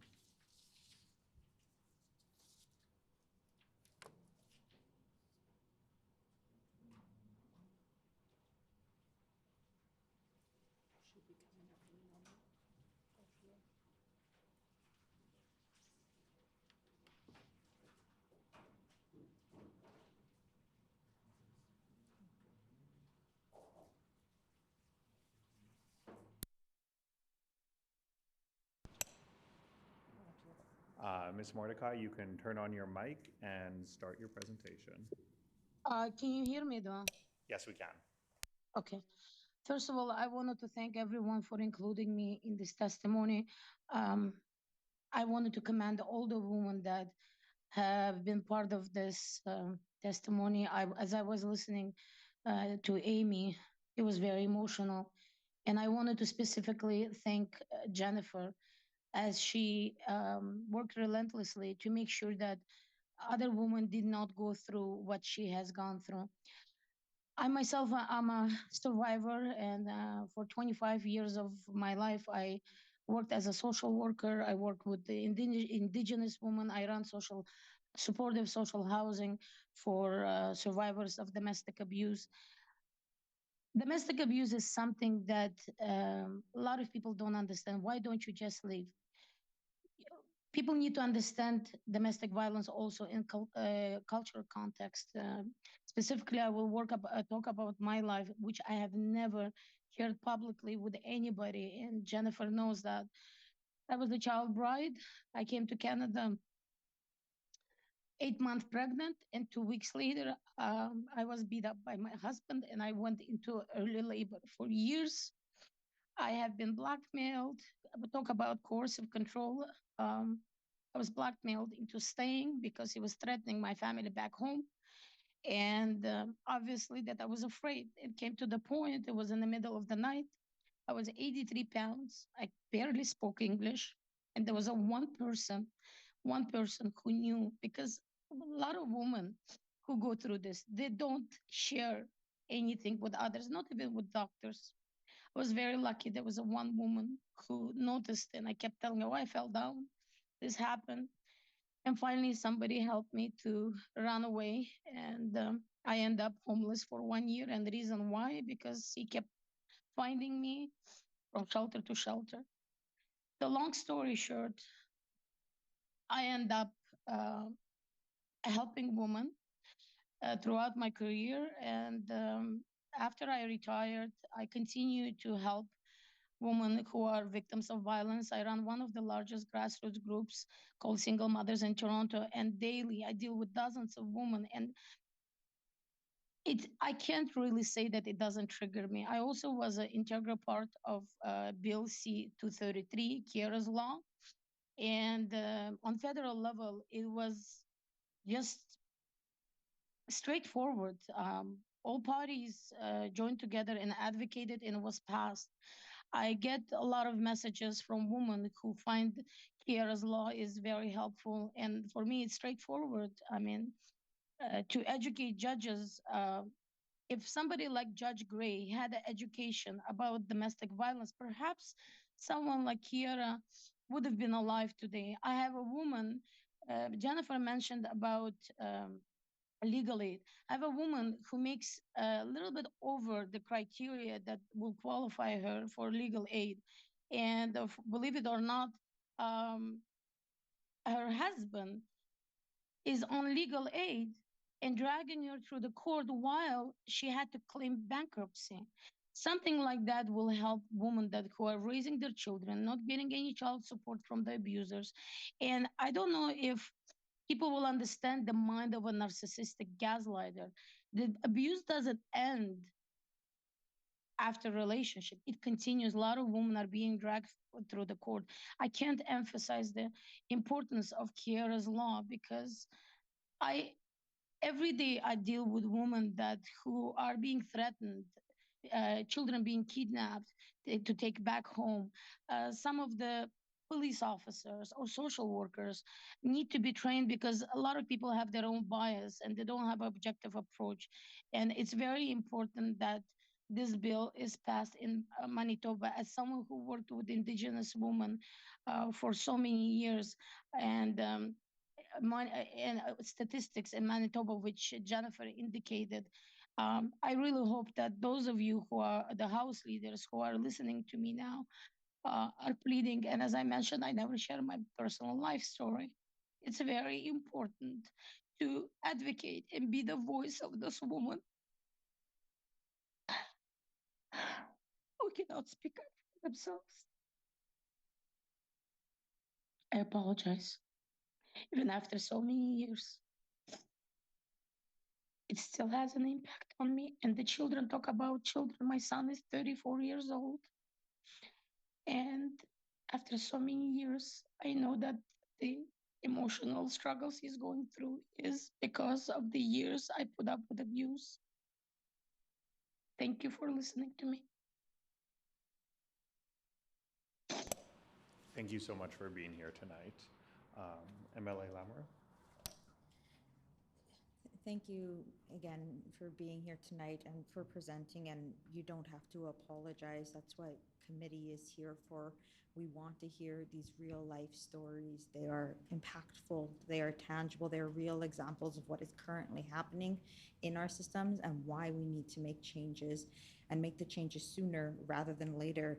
Which leads to my next question is, why do you feel that this legislation is important to be implemented sooner rather than later? Ms. Mordecai. There are so many women currently are going through something that Jennifer has gone through, and nobody knows the hell she has to deal with right now after a couple of years of losing her child. If you pass this law tomorrow, you never know how many lives you're gonna save. It is crucial that to pass this bill ASAP because of what is happening in the court system. Our system is inadequate. So many children fall through the cracks of the system. We need to stop this. And I can't emphasize enough the importance of Kiara's law to make sure that victims of coercive control and domestic violence are protected, especially children. Minister Wiebe. Yeah, Ms. Mordecai, I just wanted to thank you for your personal testimony, for your advocacy in this regard. You know, it's a really unique system that we have here in Manitoba where we invite folks from the public to come and to share their stories. I think it helps us better understand the issues, and your personal story has certainly touched me. So I just wanted to thank you for having the strength to do that and for being here this evening. Ms. Mordecai, you're welcome to respond. I appreciate it, and I really hope that you will take all these testimonies under consideration, and hopefully this bill will pass as soon as possible. We on federal level, we had a big success. I mean, the Conservatives, NDP, and Liberals all voted for it. In Ontario, Conservative government as well supported us, and I really hope that today's testimony will help women of Manitoba. MLA Gertson. Thank you, Honorable Chairperson. Ms. Mordecai, thank you for your very brave sharing of your story for the first time as I understood it. And as I understood your story, you were new to Canada when you first suffered abuse. And I've often heard that those who are new to Canada are often especially vulnerable because they don't understand our justice system. And sometimes they feel that their own security in Canada might be threatened if they speak out about abuse. Is there more that we can do? We're obviously talking about educating judges, but can we provide MLA's more information? Time has expired, but Ms. Mordecai is welcome to respond.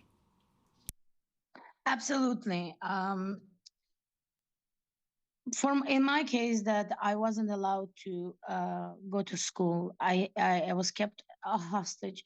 Only for a couple of weeks that I went to school, the teacher noticed about me, perhaps ESL classes, link, they can educate. I would also say doctors, pay attention. My doctor didn't pay attention. I would come with bruises. Or when he referred me to gynecologist, my ex-husband refused to send me to a male gynecologist. There's so many police officers, social workers. I would say that domestic abuse awareness is very important, not only to judges, but other areas as well. And I had one client that her brother was kidnapped all the way in Bangladesh to force her into her, so her husband could force her into staying with him. She had to go back. I don't know what happened to her. We need more social service agencies that culture based, like for example, a South Asian woman, Middle Eastern woman, but unfortunately sometimes there is not enough funding.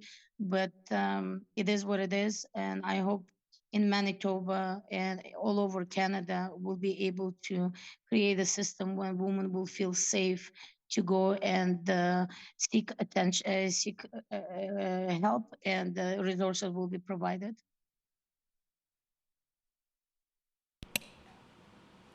Recognizing that there's 8 seconds left in the 5 minutes, I just want to thank Ms. Mordecai for your contributions tonight. Thank you. Next up is Dr. Lori Chambers.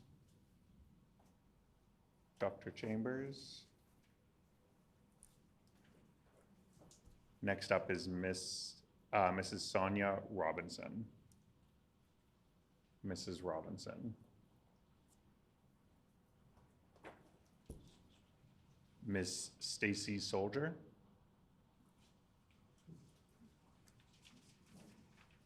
Ms. Soldier, sorry. Do you have anything to distribute to the committee?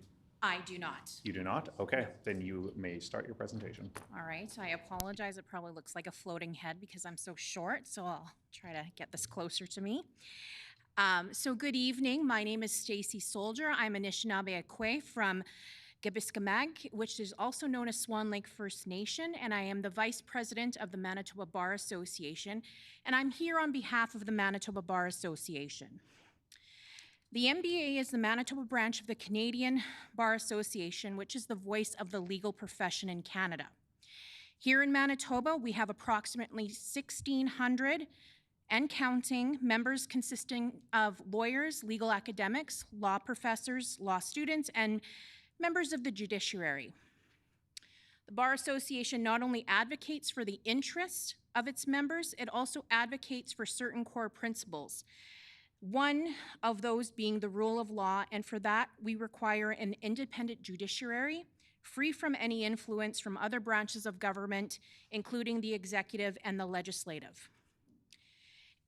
An independent judiciary is fundamental to maintaining a public confidence in the judicial system. And I'm here to address Bill 209 and the concerns that the Manitoba Bar Association has about the impact it'll have on the independence of the judiciary and public confidence in the administration of justice. There's 3 specific areas that I intend to address. The first is judicial education. I know Ms. Dawes has previously and ably addressed that, so I'll be very short with respect to that particular area. I will note that such education is already provided by the court to judges and justices of the peace. Our position is that it is unwarranted to require the court to use the limited court resources available for education and training to put more emphasis on specific areas of law when some judges may already be experts or have considerable experience in those areas, but yet are required more training, perhaps in other areas. The second area that I will address concerns is the judicial independence. Again, Ms. Dawes addressed that, but I will say that there is a significant concern that this bill violates judicial independence by dictating to judges what they must study, and which individuals they may consult with in preparing such education. The administration of justice is a third area that I think is important to also raise. I want to make it clear that even that we have concerns as an association with the bill on the first two areas, that's not to say that everything is working well and it's satisfactory in the court system, because it's not. The epidemic of intimate partner violence is an incredibly serious concern, and we see it in all facets within the system. And there are a number of improvements that should be made, that can be made, and our position is that this bill is not a measure that is going to lead to tangible and immediate results and real change. In the first area of judicial education, the primary focus, as I said, is on the importance of maintaining judicial independence from the executive and the legislative branches of government. When legislation mandates control or requirements over the judiciary, the effort, as much as it is unintended, undermines the separations of powers. Ms. Dawes outlined how the judicial education is planned and implemented under the direction of the Chief Judge and an education committee. Judges are already receiving education on matters related to intimate partner violence, the social context, and to ensure they're well prepared to handle the variety and sensitive cases which appear before them. And of course, that's not to say that all of the judges are perfect and they have all of the knowledge within their minds when they're listening to the cases. Ms. Dawes outlined essentially the 10 professional development dates each year that are provided to provincial court judges. There's also ongoing training that does happen. They work very hard to provide the professional development. And there's some subsidies to travel to national professional development training organized by the Canadian Judicial Council. And that registration may be covered by the CJC, but those spaces are limited, and federal judges normally receive the priority. And so if we want to see provincial court judges more informed on these issues, the funding, of course, that is always something that is always going to be there. But also to allow the court, the chief judge and the committee to have that dialogue to see what they actually need. Because I certainly can't speak for what it is they need, but I will say that it is imperative that judicial independence for them is to take the most professional development training in which they feel they need the most. And I've given the example in the discussions to Ms. Lamoureux. We did have some discussions with her previous. A judge that was appointed by the former government, someone that I worked with and I've known for many years as a Crown attorney, did very serious cases in relation to domestic violence, child pornography, the most serious cases you probably would see before our courts. She not only did training for Winnipeg Jets, other organizations, she also wrote articles on this specific subject for publications such as the Oxford University Press. Now, does that person need this additional training? It's my colleague, Mr. Gisser, said, that's like telling Connor McDavid that he needs to go out and take some power skating lessons. So really, the Education Committee is looking at the specific needs of the new judges who are coming in. And I think that's really important in terms of the judicial independence so that they can identify where their spots are, where they need that additional training. Because I can tell you that if I had to talk about a case as a lawyer about real estate, I'd report myself to the Law Society. That is just not an area that I'm competent in. And the people that are appointed to the bench are people who have that self-reflection and know what they need. And I can say that very clearly. In terms of judicial independence, I've said a number of comments in relation to that, and I will not repeat that. The only thing I will say is to impose requirements on judges to obtain certain education. We see that as a starting point that can erode the separation. It can, I'm not saying it will, but it can start to erode the separation of powers and impacts the public confidence in the judicial system. So in terms of my third concern that I will raise, well, it is the MBA's position not to robustly support this bill.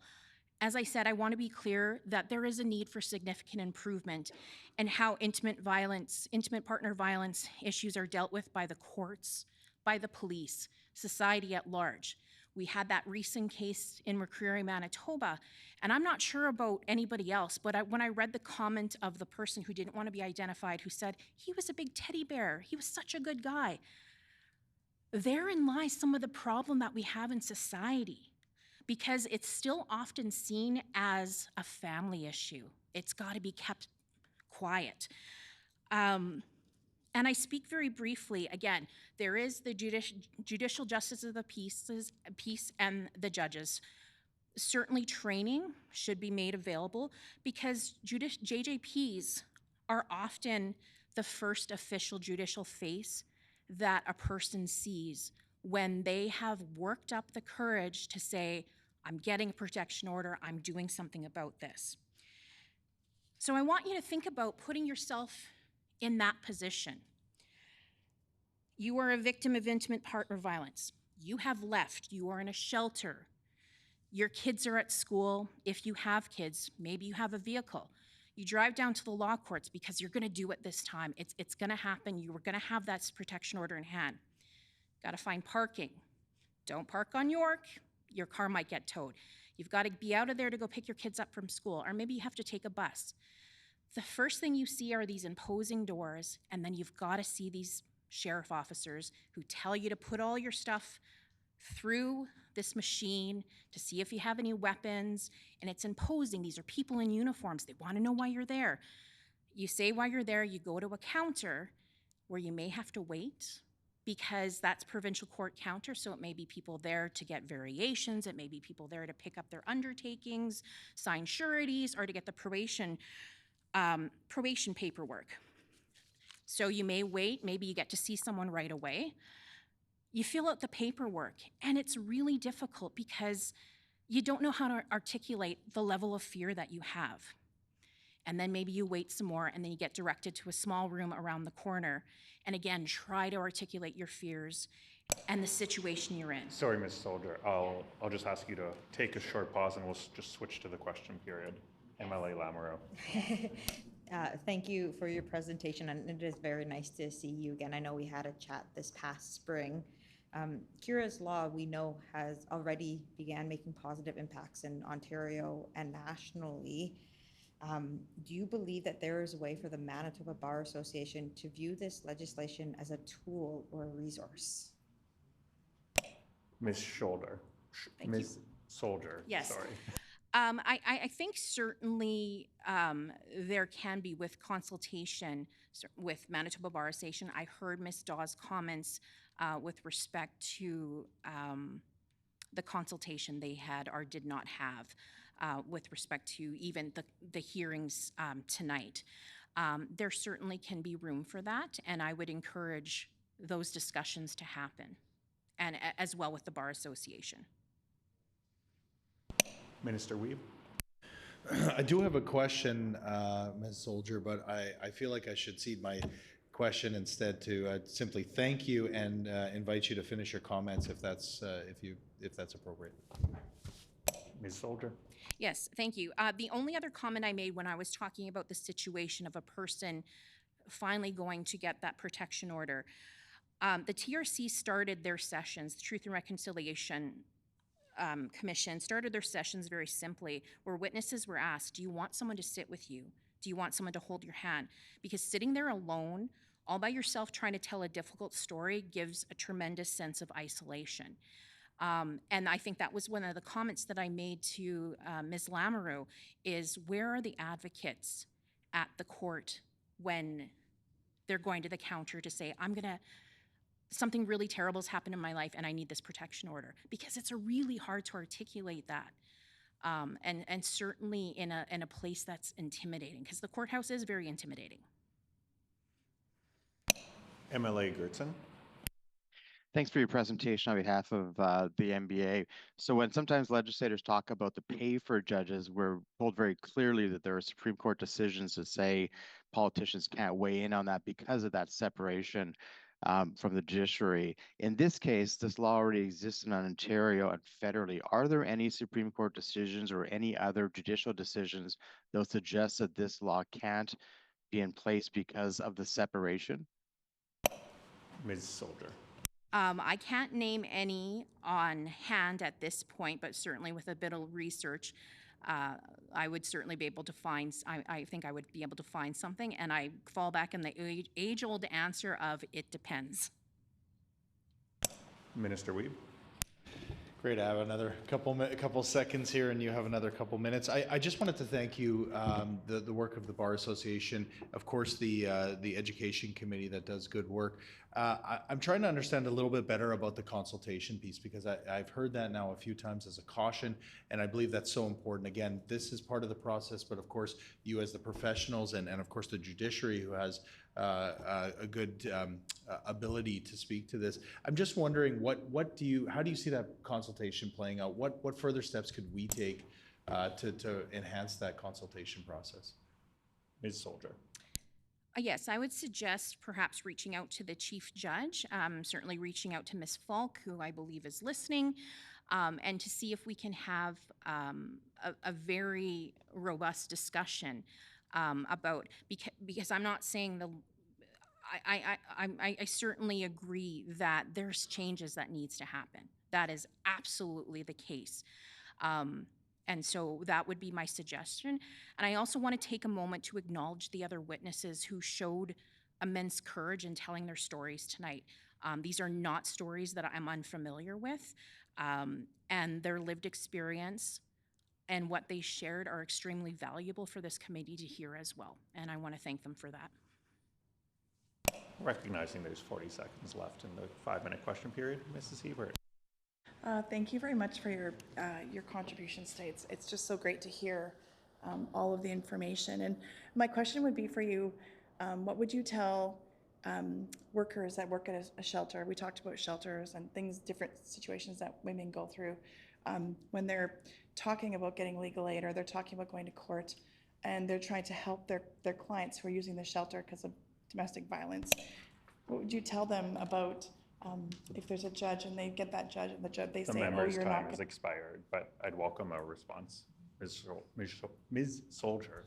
Yes, thank you for that question. I think it's important to note that judges are people too. They're not infallible.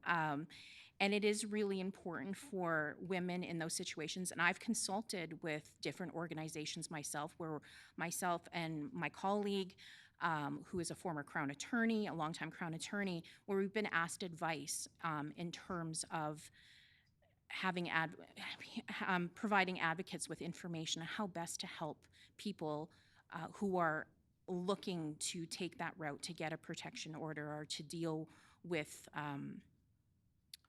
intimate partner violence. It's a very difficult process to even take that first step, because it's almost as though you're falling off a cliff and not sure if you're going to land properly, is the way that I've heard it just being described.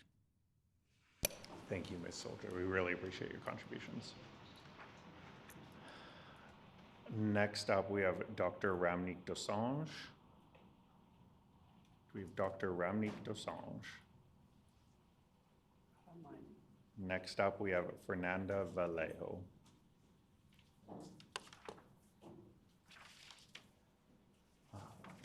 Fernanda, do you have anything to distribute to the committee? No. No? Okay, then you can start your presentation. So good night, everyone. My name is Fernanda Vallejo. I represent the Spanish-speaking community tonight. I'm the founder of Latinas Manitoba. It's a nonprofit organization which was created 4 years ago. I'm a woman, I'm a mom, I'm a daughter, and I was a victim. I'm a survivor. Okay, so in immigrant communities such as those from Latin America, many women and minority groups experiment or experience intimate IPV. I will say it to make it easier for all of you. Okay, So our community here in Manitoba is around 8,000, 9,000 people. I have access to 2,000 women. From this group, maybe 500, they don't know their rights. Let's say that 65% face some IPV situations. From them, the 90% are scared of speaking out, of talking about the reality and what they're going through. Why? Because they don't know their rights, right? And when they call the police, they are being told, you should be careful when you are talking to a judge. You need to know how to talk to them if you don't want them to make fun of you. Which is, so should we be told how to talk to a judge if we are the victims? Or should the judge be educated in how to communicate with us, how to learn our language, our body? So from these 2,000 women, I will say 30 of them contact me this year, seeking for help. Maybe 3 males or 4 were brave enough to talk about this situation. So yeah, I'm here tonight to speak out for my community, what I'm trying to do. I also have some of the voices of our children here. Sorry, I'm a bit nervous tonight. That's okay. So we deserve to feel safe at home. Children should never live in fear. The system must protect us from violence, whether it's happening to us or someone we love. Our voices matter, even if we're small. Sometimes it feels like no one listens to us, but we see and feel more than you think. We need a system that listens and believes in us when we speak out. Some children are also forced at their schools to speak with a CFS worker, and they don't know how to handle this, right? In my own experience, 2019, I was kidnapped. That's why I said I'm a survivor. 2021, I got my divorce. 2023, this guy was trying to pick up my son at the school, at the daycare, and listening to little guys saying, Mom, I don't want to go to school. I'm scared. I don't want him to pick me up. Me going to the court, telling them what the abuser said, and not listening to me. And I thought that I knew the system because I went through that before, right? And that's why I'm trying to educate my community. But it's true, so a judge is not listening, not understanding that there's communication barriers. Most of the women that I help, they go to different shelters if there are emergencies.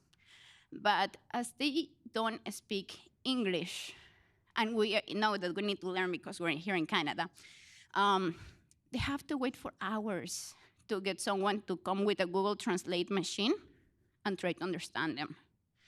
There are just, I don't know, I would say from 10 people, maybe 3 or 2 have the willing to help them. I'm one of them. Okay, so I'm gonna keep reading this. Okay. Help our moms so they can help us. When our mothers are scared or hurt, we feel it too. We need the system to protect them so we can feel safe and cared at home.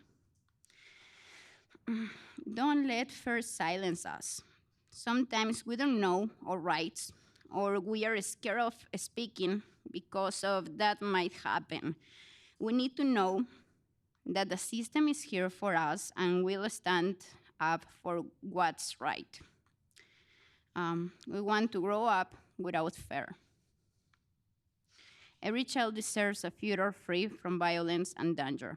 The system must work to protect and make sure we can grow up happy and safe. Yeah, so basically what I'm saying is that we shouldn't be told how to talk to a judge, if we're calling to emergency or the police, is because we need help, of course. Having a judge being aggressive, making fun under these situations, it's not funny. Okay, so that's what I have to say. If you have any questions, feel free to go ahead. I did my work with a little research. Thank you, Ms. Vallejo. MLA Lamoureux. Thank you for your presentation and for hanging around. I know it's getting later here. It's almost 10 p.m. now, but staying for your presentation. And this is more of a comment than it is a question.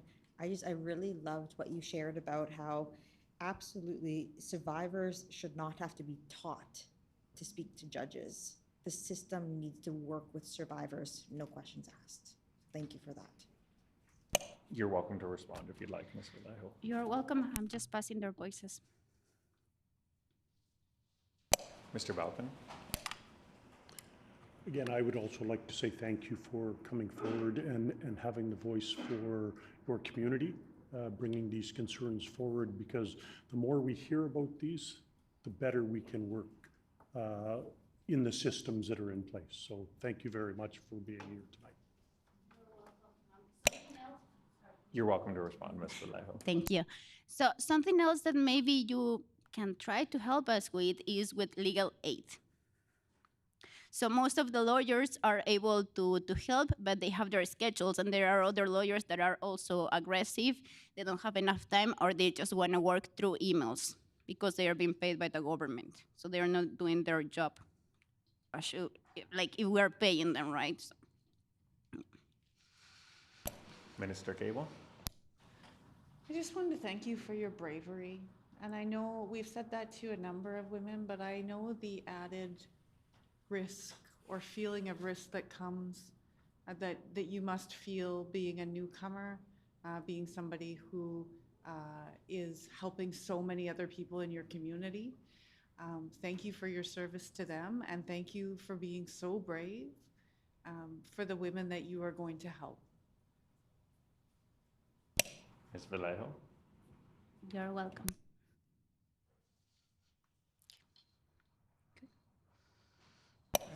Thank you so much. We Thank really you. appreciate it. So with that is the end of the list. So I'll just call people for the second time. Our second person is Tsunge Muvingi. Do we have Tsunge Muvingi here? No one online?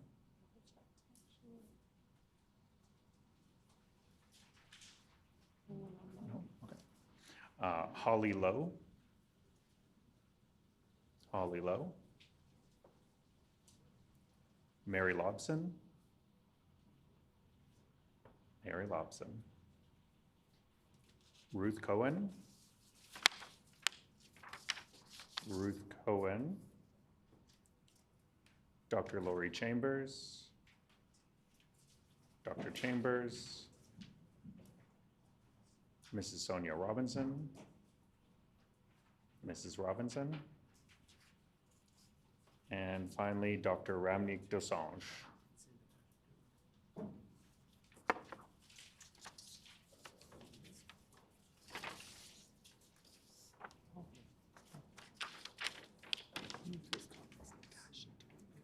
Oh, I thought I called her twice, but. And Miss Natasha Dueck. Okay. That concludes our presenters.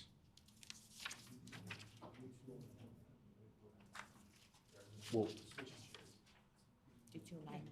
oh, yeah, we can determine that, yeah. So that concludes the list of presenters I have before me. In what order does the committee wish to proceed with clause-by-clause consideration of these bills? Minister Gabon? 209 first. It's a proposal to start with 209. Bill 16. Followed by Bill 16. Agreed. We will now proceed with clause by clause of Bill 209.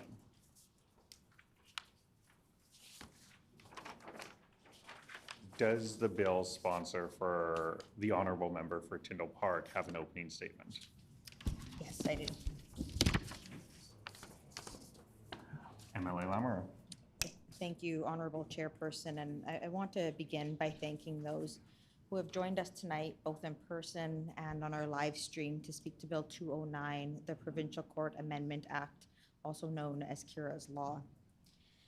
A couple of years ago, Kayla Harder, she was our first presenter here tonight, brought Kira's Law to my attention.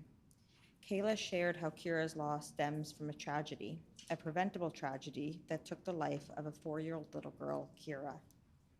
It was on January 28th, 2020, that Jennifer, Kira's mom, who also presented earlier this evening, brought an emergency motion to court to suspend or supervise her ex-husband's access to their 4-year-old daughter, Kira.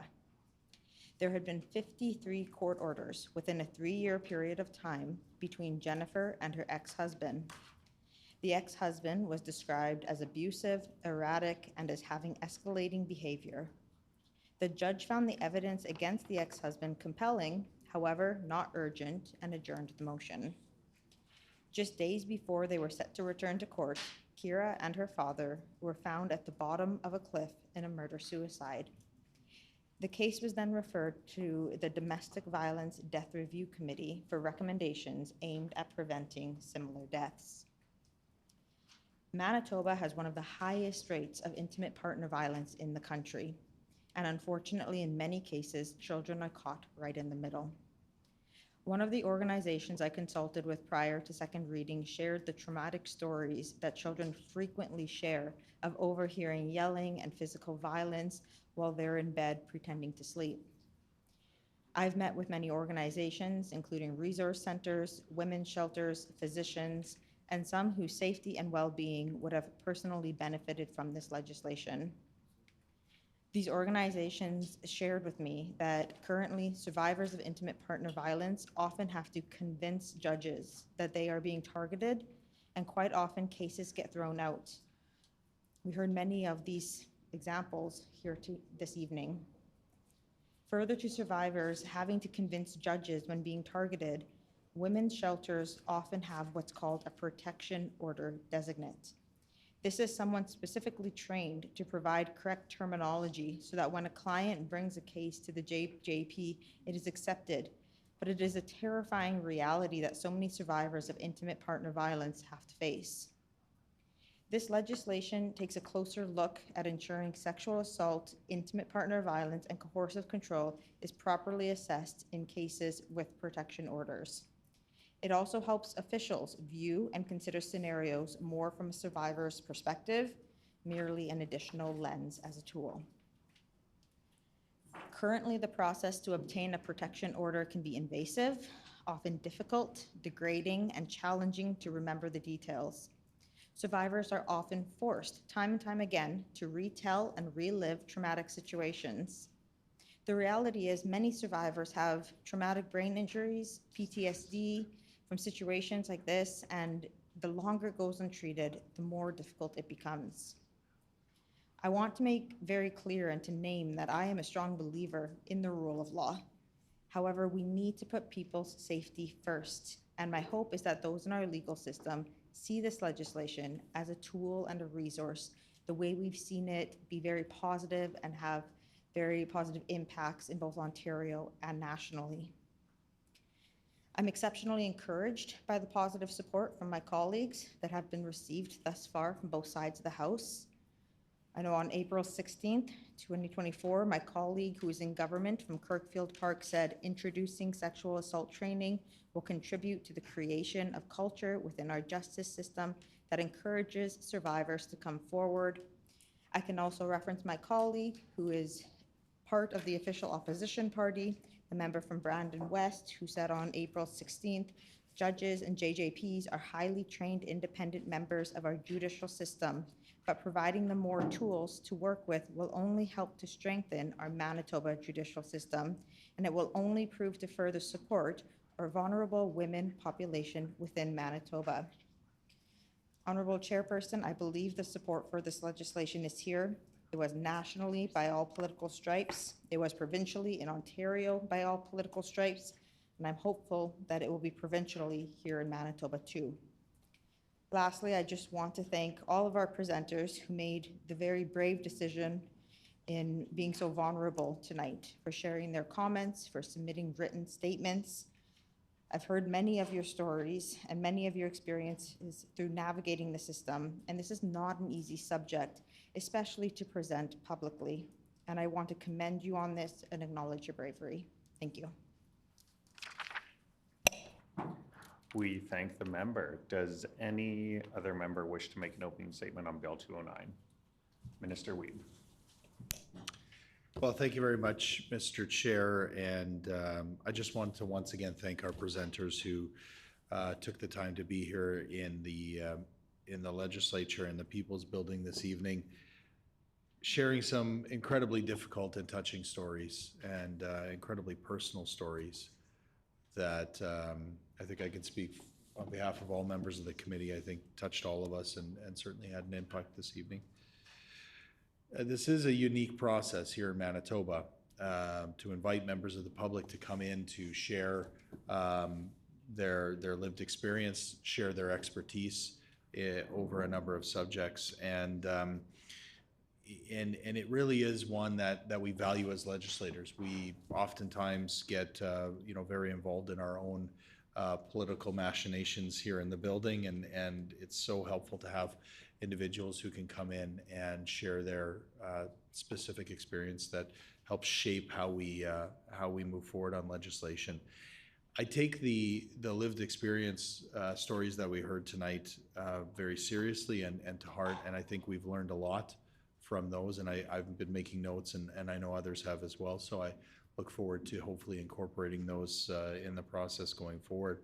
I also take the advice of the legal community and the professionals and those representing the judiciary here tonight very seriously as Attorney General as well, and I think it's very important for us to weigh those comments and those suggestions very, very carefully. So I just want to once again thank those who have taken the time, who have spent the time here in committee this evening to help us do our jobs better, to bring forward legislation that will be truly reflective of the need out there, and ultimately to make our justice system stronger. I think all members can agree that's what we want to do and where we want to be, where we want to land. So I hope that we can work together, we can find a path forward that satisfies the concerns that we've heard tonight and does so in a very helpful way. So thank you very much, Mr. Chair, and thank you to all the presenters.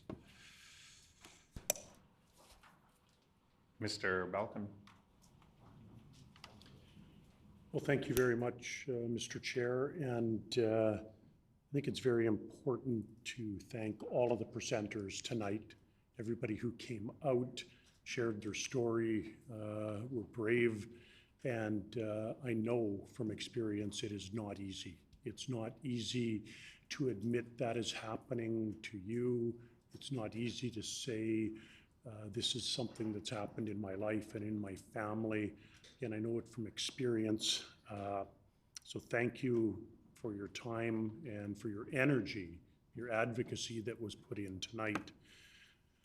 I've heard these stories over and over again in my career, unfortunately too many, and one story at a time during very difficult situations and investigations, again over the course of 30 plus years.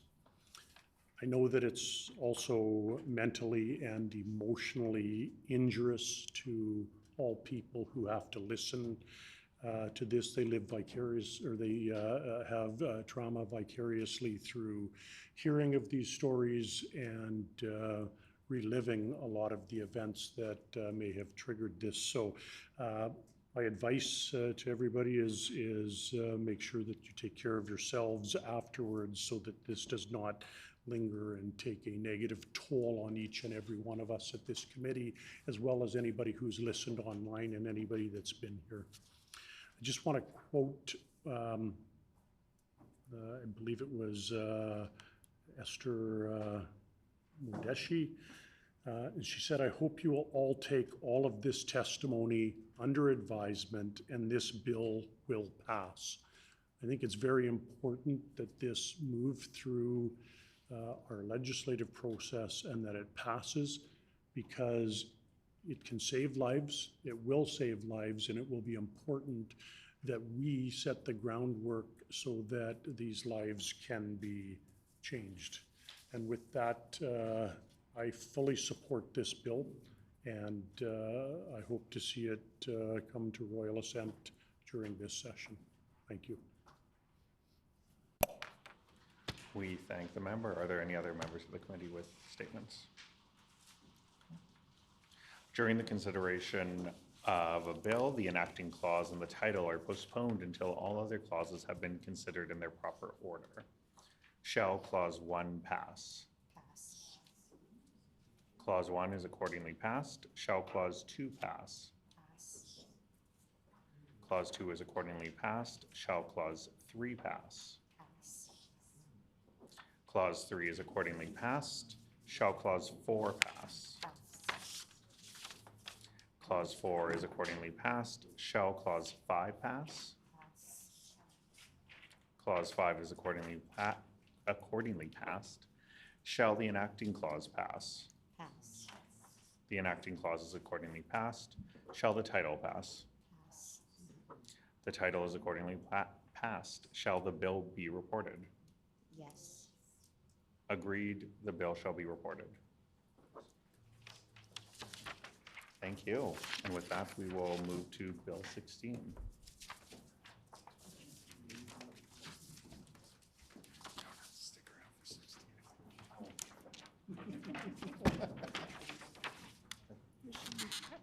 Awesome. Okay, let's do it. Does the minister responsible for Bill 16 have an opening statement? I do. Minister Weed. Thank you, Mr. Chair. Good evening. I'm pleased to be here to see Bill 16, the Regulatory Accountability Reporting Act, and amendments to the Statutes and Regulations Act through the committee stage. This bill brings forward amendments that will provide an efficient and effective regulatory accountability scheme for Manitobans. Although this bill repeals the Regulatory Accountability Act, we as a government remain committed to the principles of regulatory accountability and engaging with Manitobans on the lawmaking process. This bill makes amendments to the Statutes and Regulations Act that will streamline the regulation-making process by reducing the minimum period of consultation from 45 to 30 days. We will continue to hear from the public and gather valuable input on how regulations we make affect them. Removing the legislative requirement to count and offset the regulatory requirements found in the law will streamline the lawmaking process further and allow us to make important decisions for the benefit of Manitobans in a timelier fashion. It does not mean we do not care about reducing red tape. It in fact means we found a better approach to how to go about doing that. An approach that benefits Manitobans by allowing us to focus our efforts on successfully developing and rolling out the programs and services that they need. Red tape reduction is about removing duplicative and burdensome regulatory requirements that hinder Manitobans' ability to access important government programs and services. We remain committed to ensuring that these requirements are kept to a minimum, but this commitment does not require a law that compels us to do it in a way that imposes a significant amount of internal red tape and brings to a halt our ability to serve Manitobans in an effective and timely manner. The Act provides that we must report to the public each year on our strategies and initiatives to eliminate duplicative and inconsistent regulatory requirements. Our approach to regulatory accountability will shift to a qualitative approach, not a quantitative one. We want to continue to provide essential and needed programs and services to the great people of our province, but we want to do this in a more efficient and effective way. We will showcase all the great work our public servants do in this respect by sharing our success stories in our annual report to show Manitobans where they are benefiting from our efforts in red tape reduction with tangible examples, and not simply a report filled with meaningless charts and numbers that don't provide any information in a transparent and accessible way. Thank you to our presenters this evening. Thank you to the members of the committee for their time. Thank you to you, Mr. Chair, and thank you. We thank the minister. Lots of thank you. Does the critic from the official opposition have an opening statement? Mr. Balvin. Well, thank you, Mr. Chair. I'd like to take this opportunity to put a few words on the record regarding Bill 16, the Regulatory Accountability Reporting Act, and amendments to the Statutes and Regulations Act.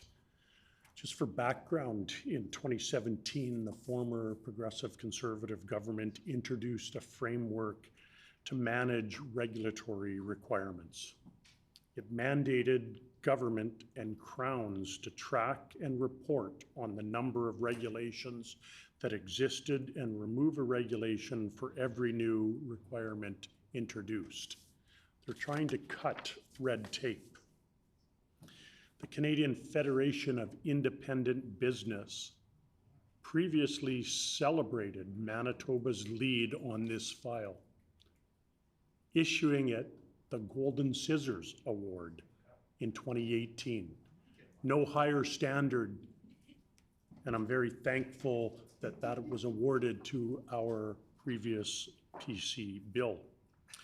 Regulatory accountability is a cornerstone of effective red tape reduction and is a key principle of good governance. Governments are held accountable for their taxing and spending, but also must be transparent and accountable in their regulatory efforts. Manitoba has previously distinguished itself as a leader in red tape reduction and has been recognized in the past by the CFIB for its efforts, including pioneering the 2-for-1 rule. The former PC government also made considerable efforts to reduce physician administrative burdens in this province, and a report issued in March of 2024 noted Manitoba has exceeded its targets of reducing administrative work, including filling out of all virtual and hard copy forms to free up schedules so physicians can spend more time with their patients. And for a government that is running and touting healthcare, I don't understand why they would want to remove such great legislation that helps physicians and people within the health system.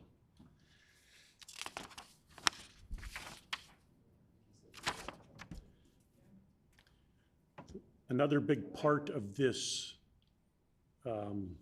bill actually passes the responsibility on to small business and to business in general, rather than the government taking responsibility for this.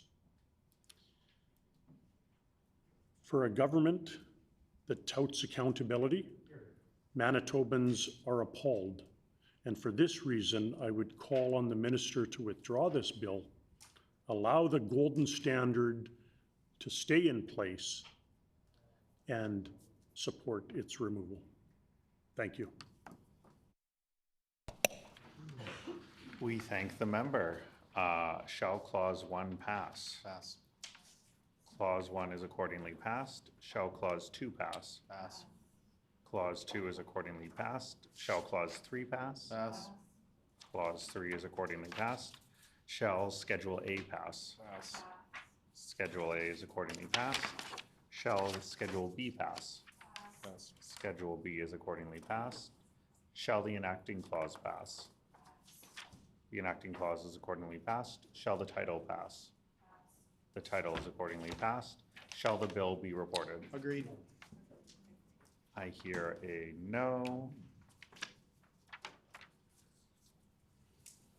All those in favor of The bill being reported. the bill being reported, please say aye. Aye. All those opposed, please say nay. In my opinion, the ayes have it. The bill will be reported. Record the vote? Sure. I'll do this and then I'll stand up. Yeah, and count, exactly. Okay? A recorded vote has been requested. All those in favor, please raise their hands. 1, 2, 3. All those opposed, please raise their hands. 1, 2. Oh, were nays first? Or? You got it. So ayes 3, nays 2. Good job. The bill shall be, Oh, apologies, we have, I'm sorry, he's not a committee member. so the member on screen is not a committee member. Yeah. You guys thought you'd sort of figured it out. Good, yeah. The bill will be reported. Yeah. Yeah. The hour being 10:10 p.m. What is the will of the committee? Committee rise. Committee rise.